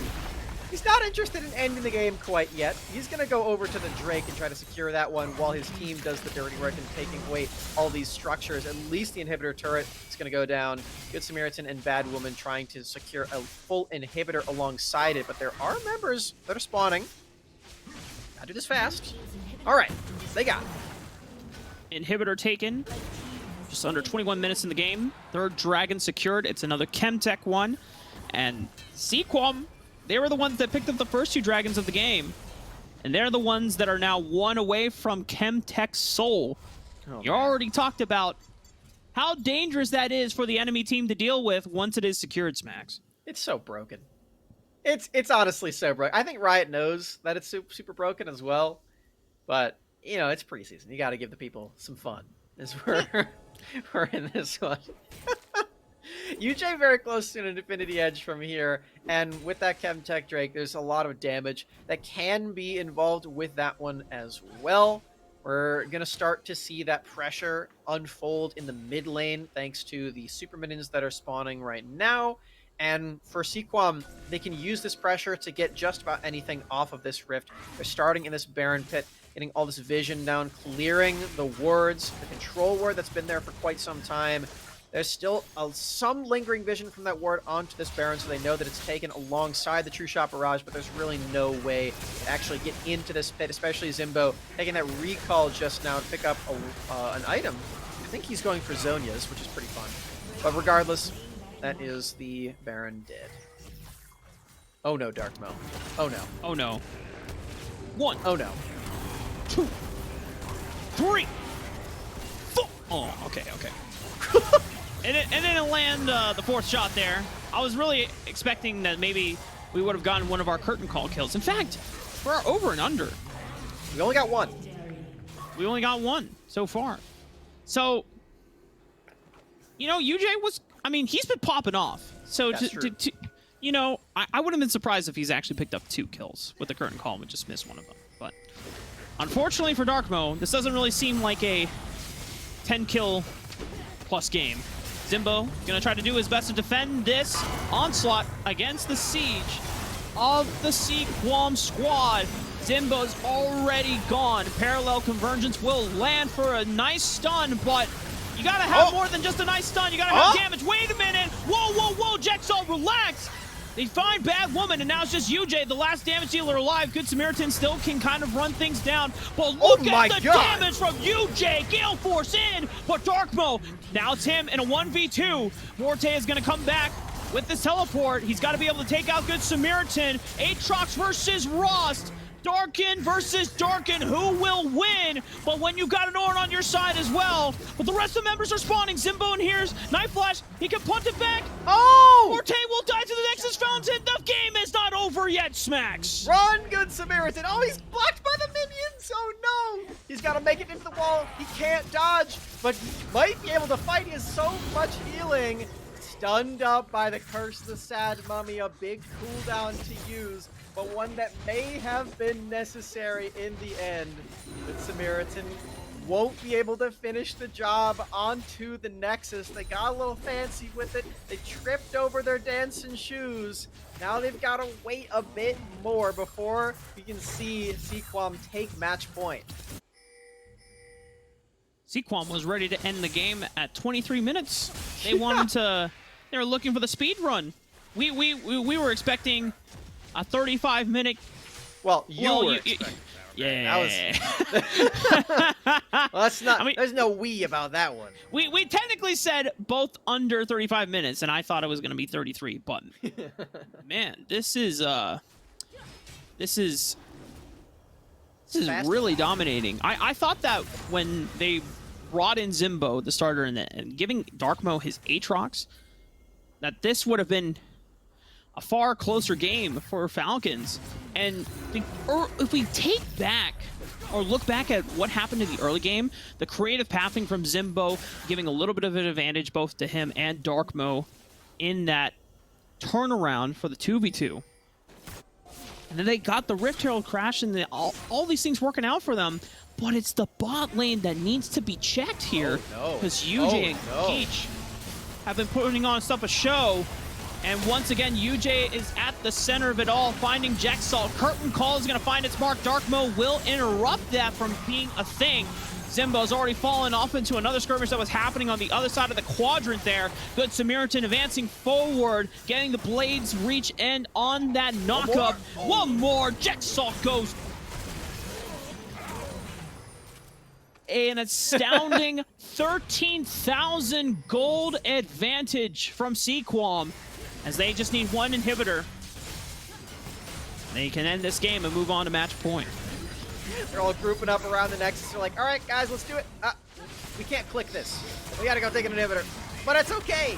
Sequam at match point now. 2-0 in the series. We are about to witness either the sickest reverse sweep of all time or a nice, clean 3-0 from Sequam. And with those last couple of games, Rafa, it's feeling more like the latter. These guys are unstoppable. I thought that after game one, game two would have been slightly closer, but that was even more dominant than the first one. Yeah. How does that happen? And UJ, between UJ and Geach, they have just absolute dominant control of this bot lane. I feel like if Falcons don't answer this bottom lane duo and don't try to stop them in their tracks, then they're going to guarantee themselves another advantage going into game three once again. We even have the damage charts pulled up, and oh my god, UJ, I think if I'm doing the math correctly here, Smacks, he almost doubled the highest damage dealer from Falcons.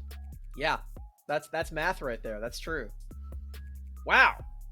That's a scary Jhin to play against. We were talking about maybe you need to ban the Aatrox. Maybe going in this next one, maybe Vayne is not the only ban that you throw out at UJ. Maybe you just want to fully attack that champion pool, the Jinx, the Jhin, the Vayne, all of that. You got to consider it because this guy is really crushing it alongside Geach in the bottom lane. I've been super impressed by the two of them, and it leads to damage numbers like that. That's so insane. You know, if I hear Alk Battery complain about his role being weak again, I'm just going to point to this game real quick. I'm just going to look at this and be like, just play like UJ, man. Like, what do you mean your role's weak? But jokes aside, this does mean that we are at match point for our British Columbia High School Championship Finals here on PlayVS. When we come back, it is either going to be our last game or, as Max said, potentially the start of a reverse sweep. Stay tuned. We'll see you soon.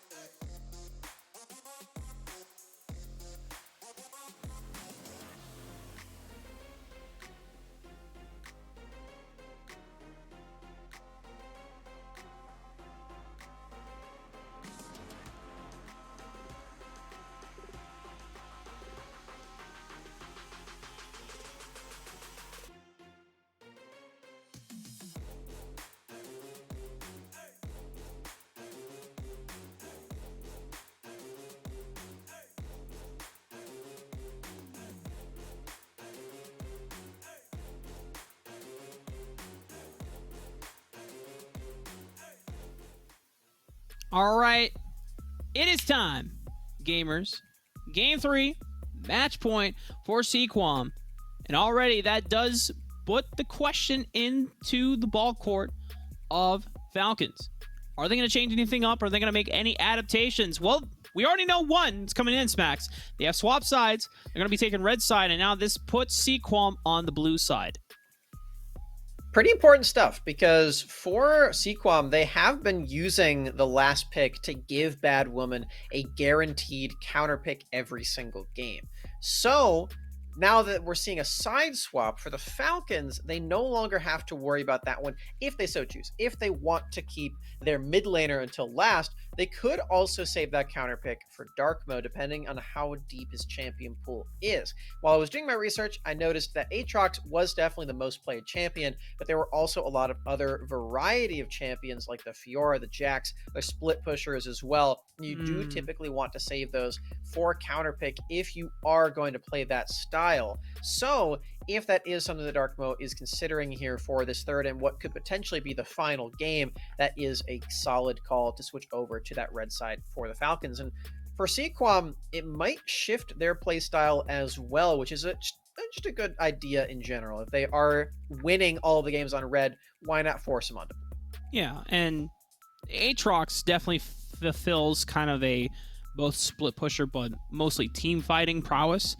Fiora and Jax, they don't really get to aid that much in the 5-on-5s, but if it does open up an opportunity, then that would be a considerable playstyle difference for the Falcons here going into game 3, and it might be something that is more up Darkmo's alley, considering that if he got all the way towards the high rank that we've been talking about a lot, mostly in solo queue, you're not necessarily playing with your team because your team could always be doing something that you don't necessarily agree with, but split pushing is always something that you at least have a majority of control in terms of the variables and kind of the factors that are going on. You can now always determine if it's safe, if your team is already taken up the attention of a majority of the team from the enemy side, right? So it would be a huge change in terms of what kind of the win cons would then serve for Falcons, because every single time they try to go for something a little bit more early game oriented, they had some solid setups, they get some nice leads early, but they never get a chance to capitalize on it. It's usually by the time the mid game rolls around, Sequam shuts it down and they take the momentum from that point on.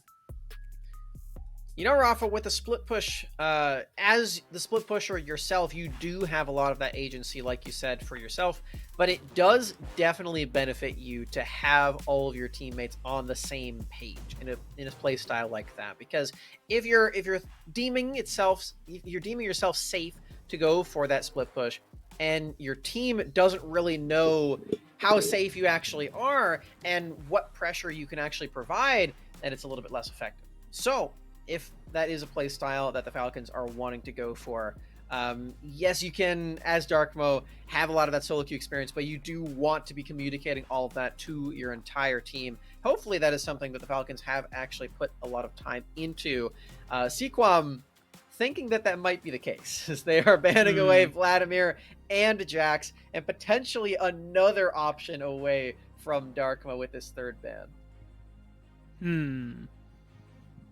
They don't want to see the Jax. Will they also pay the respect of a Fiora ban as well? It's got to be the Morgana. Morgana, one of those champions that both in either jungle or support. I mean, the jungle got toned down for Morgana ever since her reign of terror during the summer season, but between support, between jungle, she still has that flexibility, and it's something that Sequam don't want to deal with, because if you get caught by one dark binding, those things max rank, it's a 3-second route. 3 seconds in League of Legends is forever, Max. That's basically a death sentence right there.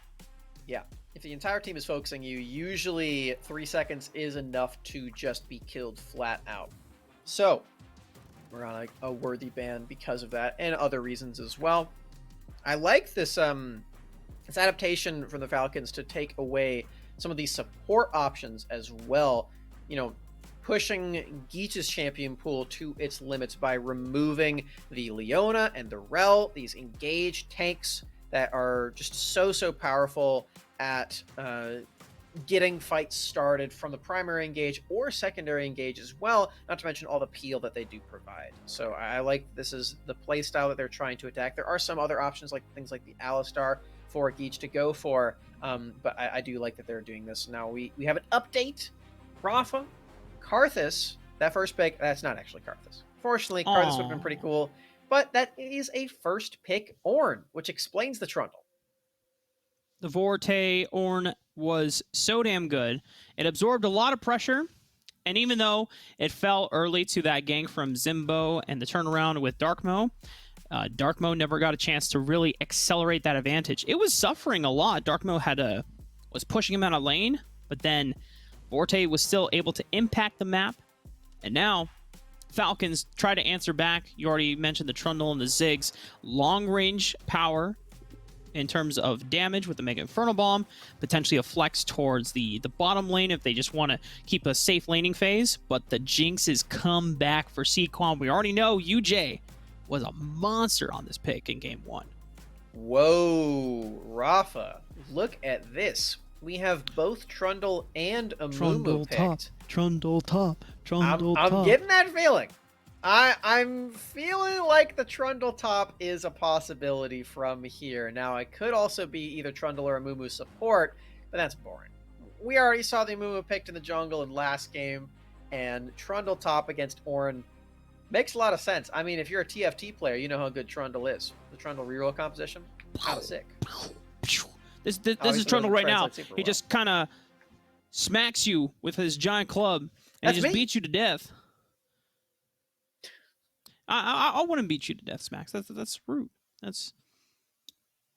But you said he smacks him to death.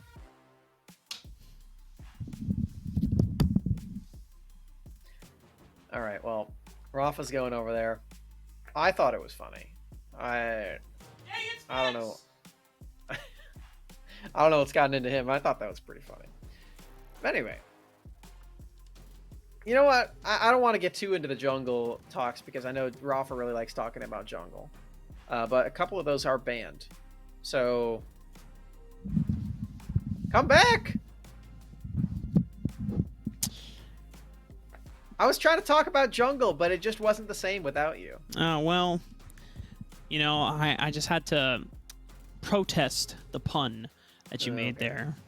You know, I was... It's your fault. I didn't even make it. I just was remarking on the words that you used. So. Well, I still hate you. I love you, but I hate you. Yeah, Falcons, meanwhile, while I was protesting, Yasuo has been locked in. Yeah. Now, we don't really have a lot of knockup enablers here. This is the only thing, unless you want to throw a satchel charge and just pop everyone up that way, you know? Could be the angle. Trundle Pillar also gives you a very brief displacement. So, you know, there are some options here. On the side of Sequam, Mordekaiser, is that the jungler? Is this Mordekaiser jungle? Unless we get a confirmation from production, I will hold and see if that champion is anything else. But Mordekaiser jungle has received buffs in the past. We never saw anyone experiment with Mordekaiser jungler, but the rumors are that it can work. And now we have Darius here. So now I'm just really confused as who's going where. Are we sure that we didn't queue up for like a summoner spellbook game? Because I really don't know what's going on in this draft. Like, it's either Mordekaiser or Ornn jungle. I feel like the more likely of the two is Mordekaiser jungle. But then on the side of the Falcons, we have Trundle, Amumu, and Yasuo. One of those Trundle, Amumu, and Darius. One of those champions is going support, and one of them is going Baron lane. Top lane, excuse me. I don't really know. I don't really know what to expect from this. I feel like Trundle is the best jungler out of the three, and Amumu is probably the best support out of the three. Now, here's my caveat, Smacks. Have we considered the probabilities of Mordekaiser mid, Galio support, and Alistar jungle? Season 2, bring it back. Just like Snoopy. We did just play with an Alistar jungle. Oh, you're today. right. That was in Wild Rift, but it was an Alistar jungle. We I loaded can't it up believe in the that game. worked, by the way. That was... We loaded in the game. He said, "I'm picking Alistar." Like dead serious. Yeah. Dead serious. I'm like, oh. And I thought it was just because Smacks was running Jarvan support, and it was kind of his way of saying... Which is good, by the way. Okay, but, you know, not everyone realizes that it's good. And so I thought he was kind of protesting that and saying, well, if you're picking a jungler, I'm picking a support, you know? So, actually, it's funny you bring that up, because the Alistar in that game in the jungle worked kind of like Xin Zhao, where you hit level 2 and then immediately start ganking. Except he ended up being tankier than Xin Zhao because you have Unbreakable Will. And you have more crowd control. He has slightly better crowd control than Xin Zhao. He just doesn't have damage. He just, you know, he can't scrap, but he is a CC machine. So when you play around, you know, things like Diana, which is what I was playing in mid lane, you know, then you bring all the damage back there. Now, but you know, that's Wild Rift. It's not League. Not quite the same. We're probably not getting Alistar jungle. We still have a mystery to solve here, though, Smacks, and that is who the is going in the jungle for Falcons? Who's going where? For both teams. We have no idea. It's probably not Jinx. That's our best best assumption. I'm really not sure. Good thing we got eliminated one, Smacks. We got one out of there. That's okay. 1 out of 9. It's like we're playing. I have no idea, like whether or not Ziggs or Yasuo is going bottom lane for Sequam, or no, for Falcons. Excuse me. They're breaking my brain, these high schoolers. You know what, Smacks? That image of you just like doing this. That's a meme right there. Just.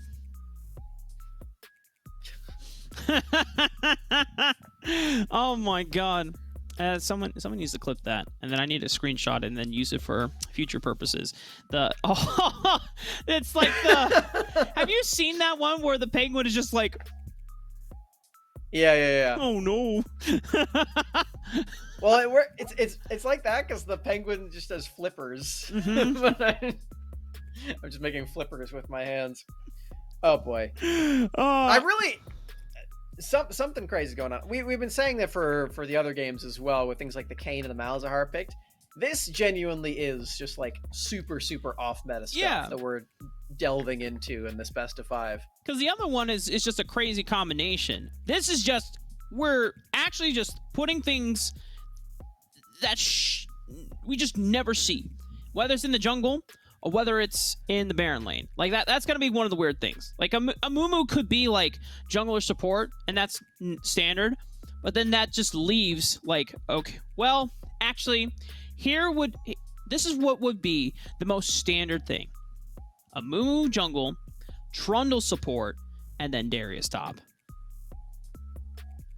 All right. I can see that one. Yeah, right? Because they locked in the Alistar, and Trundle is pretty darn good into any melee support.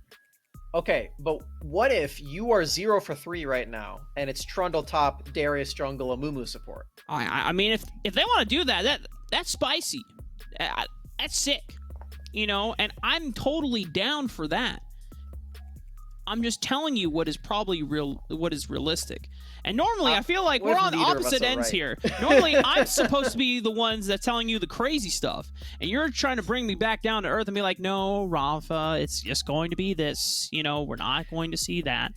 Yeah, but we saw the Ornn was picked first, and we're like, okay, the Trundle lock-in means that it's probably going to be that split push style from Darkmo. He's picking this against Ornn specifically, and then they also last pick the Darius, which also kind of does the same thing. So this is why we're confused. For anyone who's watching, you're just thinking that we're going crazy over here.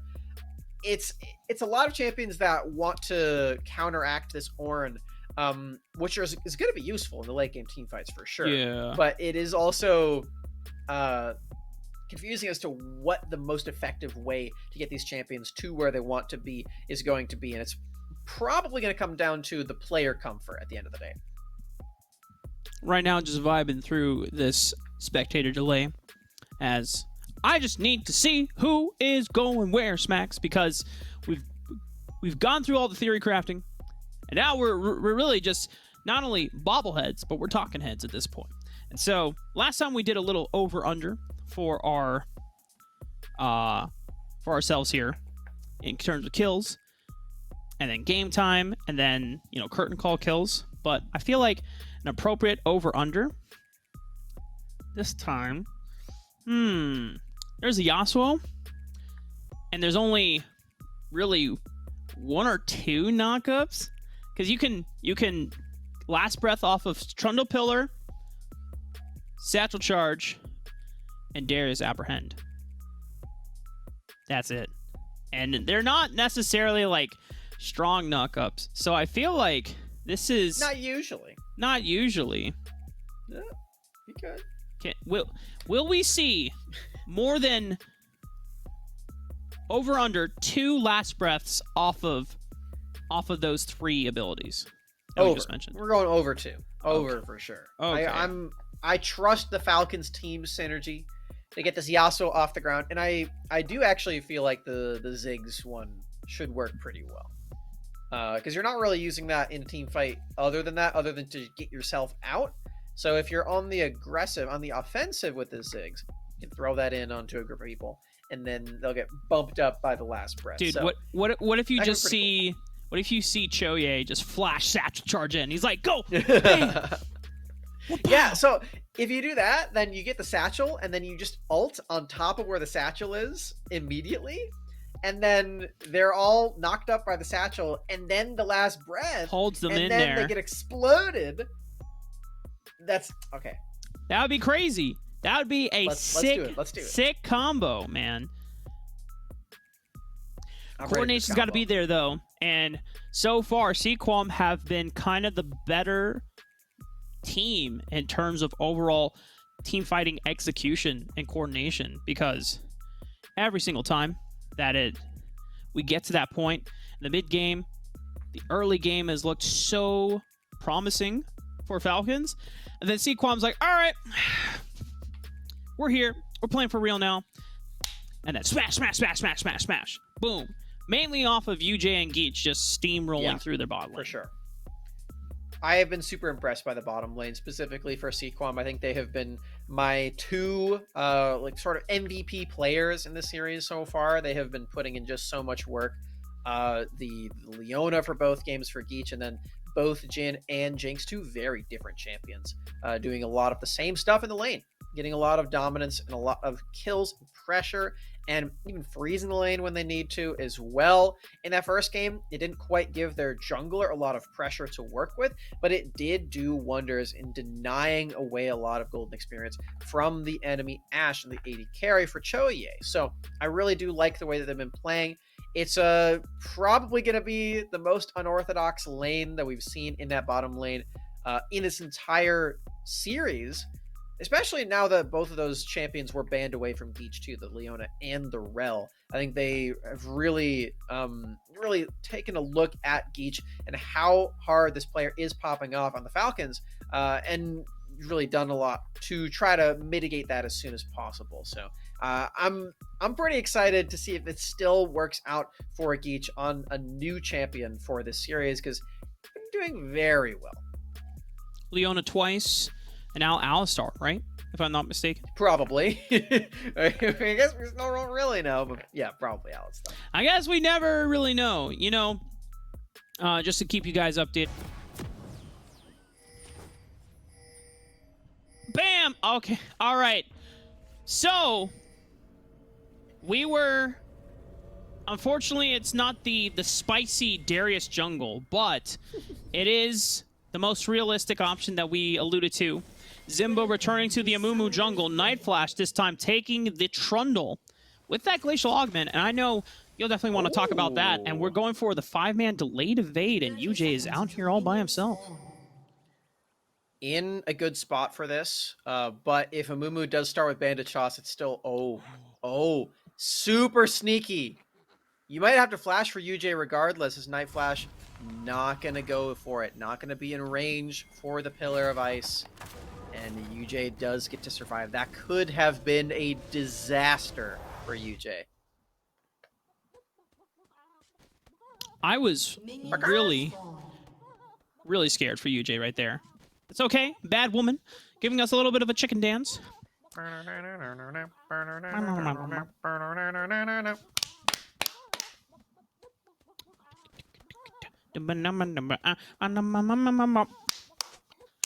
woman's on Galio, bad woman's on Galio. He was really good on Victor too. Yeah. That's how the song goes, right? Yeah. I think they just changed the lyrics to the chicken dance just yesterday to that. Yeah. They had to celebrate. And Bad Woman with the Galio is running Predator, so you already know the drill, Smacks. You know what the play pattern is going to be like. Bad Woman is going to try to clear out this minion wave. He's got boots, and you know what that means? He's roaming. You think that Bad Woman's name is a reference to Bruno Mars? Bad woman, bring me numb. I actually don't know, and I haven't listened to that song actually. What? That's Grenade. Oh! I only know the chorus because that's the meme part of the song. You know, The meme.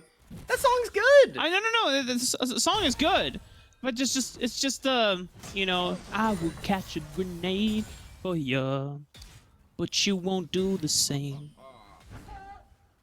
And usually people use that to passively aggressively talk about, you know, state of their inability to not be in relationships, but you know, that's...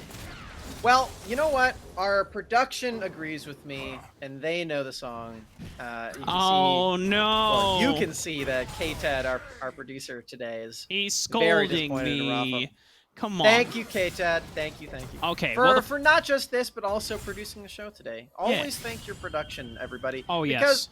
Because as a tip, they're the ones who hold the mute button. They can turn your voice off. So Am I muted? I don't think you're muted. Okay. Oh, wait. No.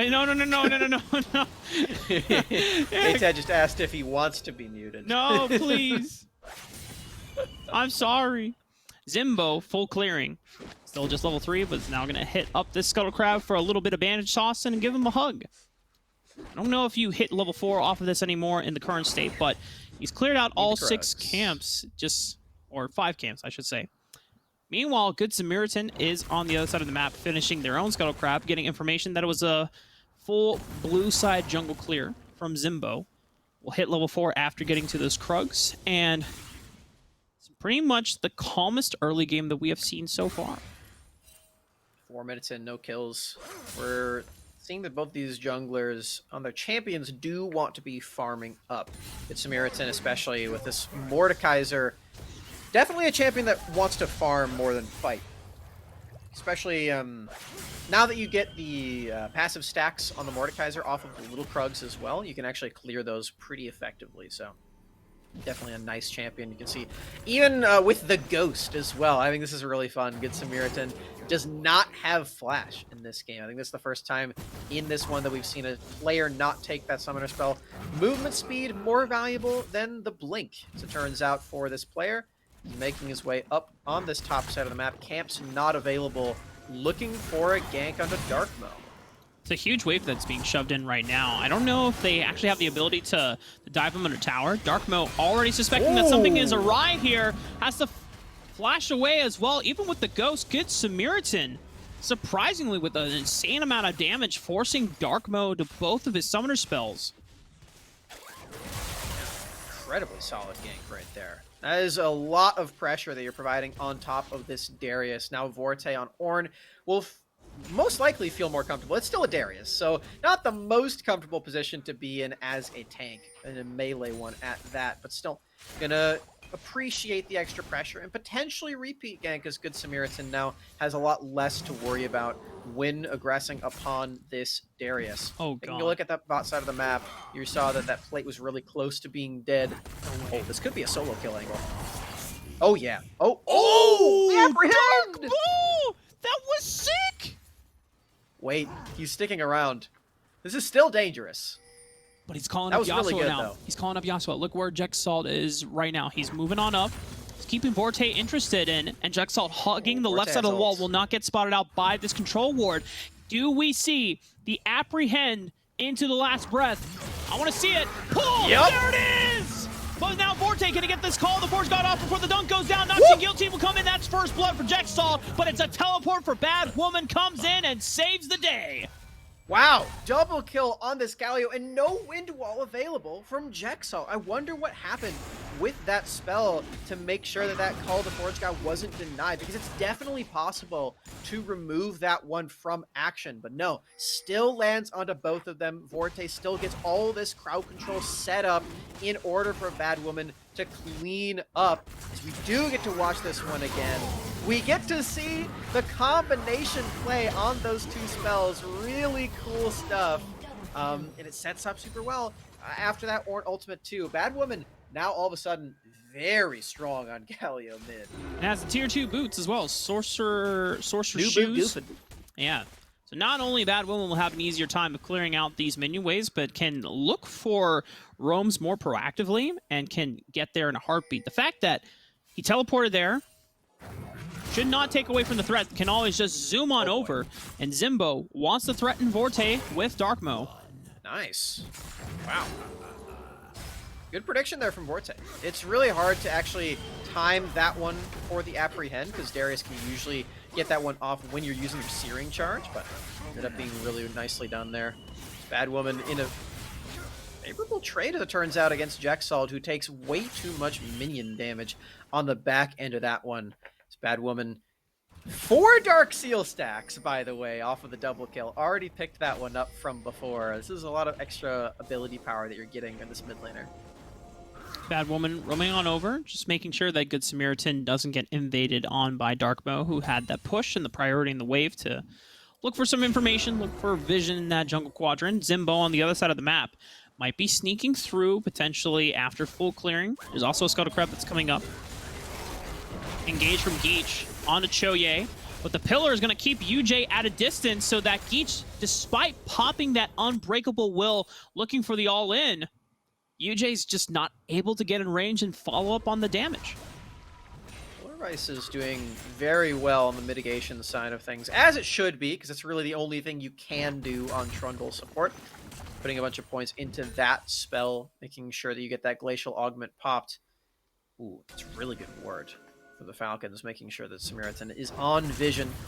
But even still, the damage has already been done. Good Samaritan shows their face up there and gets the pressure down and just forces Vorte to be able to get that entire minion wave. Have to remember that the stakes are still high. Match point for Sequam. We're almost at 10 minutes into the game, and the game hasn't really exploded in either favor yet. But so far, moves are being made. Both teams to set up for some of these bigger fights. Rift Herald is still an objective that could be fought over. I really like the support move from Geach. Staying in range of this quadrant to make sure that that entrance is spotted out if Good Samaritan gets invaded on by Zimbo, because Good Samaritan is doing the exact same thing to him up on this top side of the map, trying to take away these Krugs alongside the red buff. Now, the engage could start up. Zimbo, bandage toss onto Good Samaritan. He's pulled one into the Death Realm, but he's still going down. A Mega Death Rocket from downtown from UJ is going to try to assist in the cause, but this time around, Falcons, they learn from their past 2 games, and they're the ones that bring a majority of the team in the squad. But because of that, Sequam are able to gang up onto Choye and dive him with a successful 2v1. Have they learned their lesson, though, Rafa? Because they did do a similar thing in that second game, and then UJ and Geach just stayed bot and hammered home this bot side carry playstyle that they've kept throughout the entirety of this game. Yes, they do get a shutdown onto Bad Woman. A triple kill alongside Rift Herald is nothing to sneeze at, but when you're giving over all this advantage to a Jinx on the other side of the map, it can still be completely fine for Sequam to take a play like that because they get so much gold into the Jinx. Look, that's a very, very early shield, though. You know what? If our observers can actually pull up the gold difference right now just between the lanes, because the gold state across the board is even, but it's almost an 1,100 gold difference between UJ and Choye. And that difference should tell the story right now. Yeah, that's pretty intense. Jinx, first to hit 100 CS, first to hit Mythic. Very scary prospect, especially considering Sequam already did take that first Drake. They can now consider taking the second one, which has to be a new Drake, because we don't actually see the icon on the top left. Either that's going to be a Hextech or a Chemtech Drake. We're going to find out in just 20 seconds. Oh, look at that. It's green. Thank you, observers. Shoutouts to Karen EG once again. Lovely observers. And of course, KTAD, our producer. Smack's already talked about production a lot, but just got to shout him out once again. Because production, very undervalued, very underappreciated. Just remember, folks. Especially if if you ever do a show or on a show, there's so many people behind the scenes that don't get credit. Especially when you go on bigger shows, there's so many people that learn about. And then for Sequam, they're in position to just take that dragon away, and Choye might just be locked up once again. Making Frontal Bomb's not going to do that much. UJ already answering back with that Super Mega Death Rocket. Takes him out. Nightfall now on the run. Good Samaritan also teaming up with Bad Woman. And Zimbo falls as well. Just like that. Smacks, you already alluded to it before. UJ starting to ramp up once again, and it doesn't seem like there's an answer from Falcons for this Jinx. UJ is going to be a problem in this game for the Falcons. I like that. I think that positioning on the recall. Just get the extra plate money. Speaking of plate money, yeah, we saw before that Jinx was ahead 1,100 gold. If we check this one again, I'm sure we'll find that it is significantly more than that now. Yeah, up to 2,000 with all those plates, the additional kill. That is pretty ridiculous. That's probably going to be a full Last Whisper as well, purchased just outside of this base. It's 1450 on that component item. Considering it, looks like it will instead be full boots, I believe, alongside a dagger. If I'm doing my math correctly. Meanwhile, on the other side of the map, though, Darkmo is the only person that is significantly ahead of their lane opponent on this Darius. 1,100 is probably just a couple hundred gold away from being able to finish up that Divine Sunder. And once he has that, this will be a very, very scary Darius to work against. They're already funneling more gold into it. The Rift Herald will charge. Good Samaritan is up here on the side lane. Watch for the roams as well. Bad Woman up in the area. Has Hero's Entrance available, and Falcons are going to respect it. Wow. Yeah. Only 3 plates in total so far in this top lane. Certainly not matching the extra gold that was gained by UJ, who... Wait, hold on one second. Zimbo. This is a dangerous ward to be clearing. It's going to be okay. Samaritan not going to commit. Instead, just going for all the ward combat and getting slowed up by the Glacial Augment, actually. Good Samaritan, you might be in danger. It's a 4-on-1. Good Samaritan. Might try to call for Bad Woman, but Bad Woman has already roamed over to the other side of the map. Night Flash is going to go down, though. Good Samaritan. Can he get out of this? The Riftmaker's giving him a lot of healing over time. And you already see from the death screen that they've already eliminated Choye. They find the knockup, though, thanks to Darkmo with that Apprehend. Sets up Jexalt. But the damage has already been done because Bad Woman, we alluded to it before, roamed to the bottom side. UJ gets donated another kill. 3-0 on the Jinx, picks up the first brick, solo gold as well. Falcons, what is the plan for this Jinx? Gotta have something. Oh, it was an attempted teleport. No. That teleport would have accomplished a couple things. It would have let you escape the 1v3, and it also would have let you help out on the fight. But cancel that with the Justice Punch. That is disaster for Choye. Doesn't even have that one for farming purposes later. But the topside turret does fall regardless. Darkmo and Jexalt are quite accelerated at this point, Rafa. This is a solid plan to attack the Jinx eventually.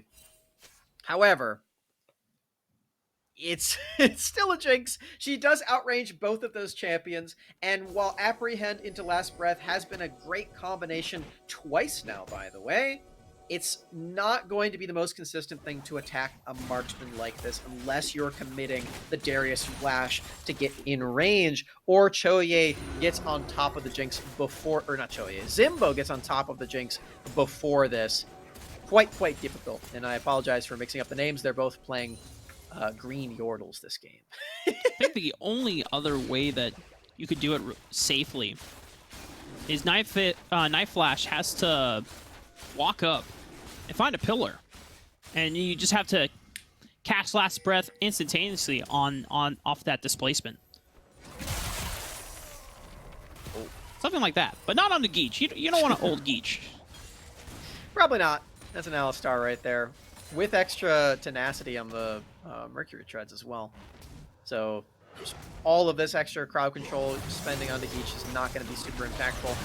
Oh, what a pillar. Knife Flash really quite a bad spot here. 4-man person to sad mummy though, but Jexalt is not quite there. Can he get and find a knock up here? He dashes right on the Geech, but you don't want to peel back. You want to attack this Jinx, but the Jinx is the one that is just running through everyone on the side of Falcons. Choye, the last survivor standing, but it's a long distance to walk towards that tower, and they might not care that Bad Woman is low on HP because they're tanky enough to dive him, and that's the ace for Sequam.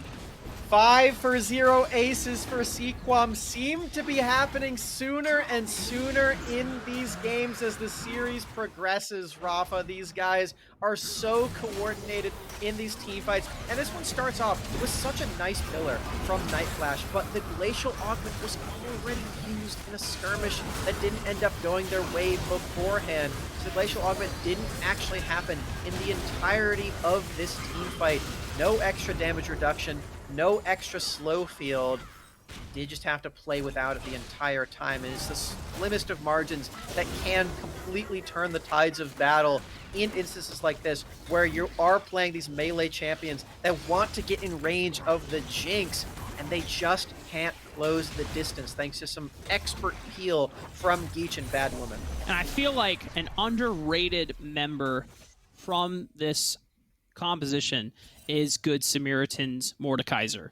This is a big wildcard pick for this squad, but the fact that he has been isolating members like Night Flash in the Death Realm and immediately eliminating one member who can go for disruption makes it so that...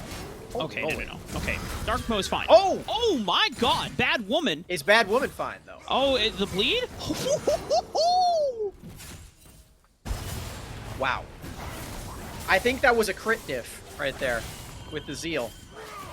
I think, yeah, it must have caught him off guard, and the little extra attack speed allows him to ramp up the stacks. And objective bounties are here, Smacks. In fact, this is the first time that we've actually seen an objective bounty being used. Because by the time that the objective bounties came up for Falcons, they never got a chance to come back. Vanish Toss onto Geech. He's going to get a headbutted right back, but he has to walk through that incredibly disastrous slow field. Finally makes it out alive thanks to the efforts of UJ. It was close to being another objective bounty on that bottom lane there, Rafa. Darkmo trying to push in yet again in that lane. Can't manage it quite yet. The death timers are still rather short, so Good Samaritan and Bad Woman arrived to the scene. No summoner spells for Darkmo means Good Samaritan could potentially catch up, but doesn't quite get in range, doesn't want to continue the push afterward either. And it looks like Darkmo just getting more gold into this Darius for just about free. No mid lane turret falling yet. It's only a 2,000 overall gold advantage for Sequam, so Falcons are not completely out of the woods yet. They still haven't figured out the solution for this Jinx, though, or at least they haven't. If they have the solution, they haven't had a chance to execute it properly yet. That last team fight that we saw, UJ was in a free shooting range, had nothing stopping them or preventing them from being able to do whatever they wanted. And Night Flash, I know you're collapsing onto Choye. Unfortunately for him, there's a lot of oogie boogie spooky people in that river bush. You don't want to mess with them. That's the official term. The Ziggs bomb clears away some of these minions, but not all of them. Not level 11 quite yet, so the damage isn't there, and thus the mid lane turret might fall. Wind Wall used, that's a big cooldown. Won't be capitalized by Sequam. Falcons are going to keep their distance, make sure that they wait out for the Wind Wall cooldown. It is a 20-second, 20-something cooldown here. 30, oh my goodness, yeah, that's quite a long time. Eject Salt. The next minion wave will have it up again. No objective to fight for. Rift Herald is gone. It's now just the Baron that is up, and the Dragon will be spawning in another minute or so. So Falcon Sequam just kind of doing the good old shove mid-wave, handshake, look at each other menacingly, but then back off and not actually fight. Always a nice little dance that you can have with these teams. And the reason that this dance is even happening right now, after a 5-for-0 ace, is because of the scaling and because of the early advantages that both Jexalt and Darkmo accrued for themselves, with the help of the jungler, of course, but mostly in their own laning advantages. They've done a great job of staying afloat in this game despite the very large discrepancy in resources in the bottom lane. UJ is super, super big on this Jinx. With the Rift Herald popped, it's probably going to be a mid lane turret, even if the Rift Herald doesn't collapse. It just gives you, at the very least, a gigantic minion. There it is. That doesn't feel like the greatest use of the Rift Herald. It was just it needed 2 or 3 auto attacks. However, it's the only thing that they could really do to encroach onto that wave, because trying to clear against Ziggs is so difficult. Meanwhile, good Samaritan has found Night Flash once again. He needs to call the rest of the homies to back him up on this one. Wind Wall beautifully cancels out Forte's call, the Forge God this time. And do they land the knock up on the UJ? But he flashes out away. But Zimbo, can he get on top of him? Curse himself, Mummy, but there's no damage follow-up. UJ, the rest of his squad has peeled beautifully for him, and they've dealt away with the threats of Darkmo and Jexalt. Shoye, once again, the last member surviving, but has no mana. Has flash, but he's not getting out of there. That's the ace for Sequam once again. Another 5-for-0. The Rift is theirs to conquer. Mid lane turret, Dragon, Soul, and the Baron all will be claimed. And with it, most likely the series 3-0, Rafa. The Nexus may not have exploded quite yet, but the members of the Falcons certainly have 2 teamfights back-to-back, and all of this damage heralded by UJ. Insane performances in these teamfights every single time. The coordination is immaculate, and I really love the start of this play. Let's watch this one more time. Look at what Forte's ult accomplishes. And bear in mind, it's a call to Forge God. You usually want that one to knock everybody up, but that's completely okay if you're getting the Wind Wall used on something that isn't Jinx auto attacks. UJ gets to free hit for the entire rest of the fight. It's a double-edged sword. Forte, you know, it doesn't feel great to have that happen to your ultimate, but it does feel good for the entire rest of the team. He knows his role so well, and he keeps proving it over and over and over. The most unfortunate part for the Falcons there is that they actually got a beautiful pillar from Night Flash onto UJ, which procced the last breath. They found the combo, but because UJ had not been threatened at all...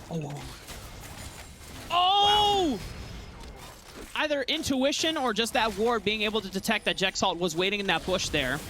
We're gonna still try to look for this one, but Jexalt... Oh, good night, Jexalt!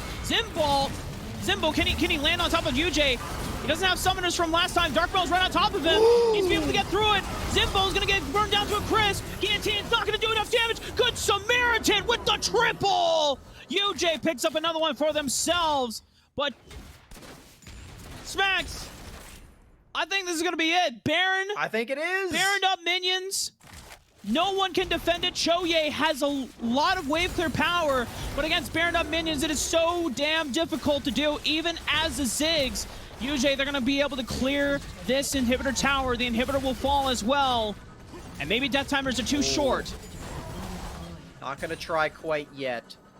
It's a good inhibitor to take here at 25 minutes. And even though Choye is alive, no ultimate means that it's really not very effective wave clear in this game. Be potentially another turret dropped. Jexalt, man, that's a zap and a couple of auto attacks. Gonna be considering maybe a win wall here. Oh, The taunt from Batwoman, saying what could have been a beautiful play from Jexalt to save this game, and UJ once again will not be threatened by anything. Kill.